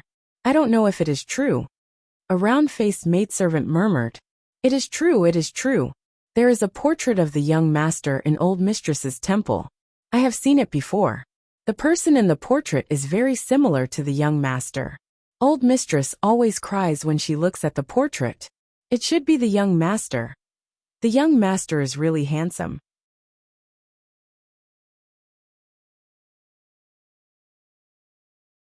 Although he looks thin, when he takes off his clothes, he is really well built. Say, who do you think old mistress will send to serve the young master?" In these large families, the maidservants who served the young master would usually become concubines. Although it was not to say that they would fly up the branches and become phoenixes, they would be able to live a life of luxury. Therefore, becoming the young master's maidservant was the dream of most maidservants. Hearing this, one of them sneered, "Stop dreaming. I think the young master doesn't have any feelings for us at all. Otherwise, he wouldn't have driven us all out just now. Even young mistress's second daughter is so beautiful. I think young mistress is also a first-class beauty. Will the young master like us?" The maidservant who spoke just now was obviously disappointed. She changed the topic and said, "Old mistress likes the second daughter very much. She even gave the jade bracelet on her hand to her. I heard that the jade bracelet is only passed down to the first wife of the Li family. Second mistress has always wanted the jade bracelet, but old mistress never gave it to her. This time, second mistress will definitely be unhappy." When they had nothing to do, they would secretly gossip about their masters. It was probably one of the few entertainment for these servants. Especially when there was no one around, the topic would also be bolder. At this time, in a hall at the back of the house, an angry woman pointed at Li Mingzi, the current head of the Li family, and said, Look how biased she is. Can that bracelet be given away so casually? Does she want that outsider woman to be the first wife of the Li family? I knew it. After so many years, the old lady is still thinking about her eldest son. She keeps calling him good grandson. Does she still care about us? She can give away the family heirloom bracelets today, and she can give away the Li family tomorrow. Shut up. Li Mingzi suddenly pounded the table, stood up and said, He is the only blood of my eldest brother. He is a descendant of the Li family. I owe my eldest brother too much. I can't treat this child badly. Don't say these words again. After that, he directly flicked his sleeves and left, leaving only the woman in the hall, cursing even louder. As soon as Li woke up, he felt refreshed. It was rare that he didn't have any dreams recently. He raised his head and looked out of the window, finding that it was already dark. Young master, old mistress asked me to take you to dinner. After knocking on the door, a clear and crisp voice was heard. You're tuning in to the Journey of the Soul YouTube channel. Don't forget to subscribe and join us on this journey to catch the most captivating stories.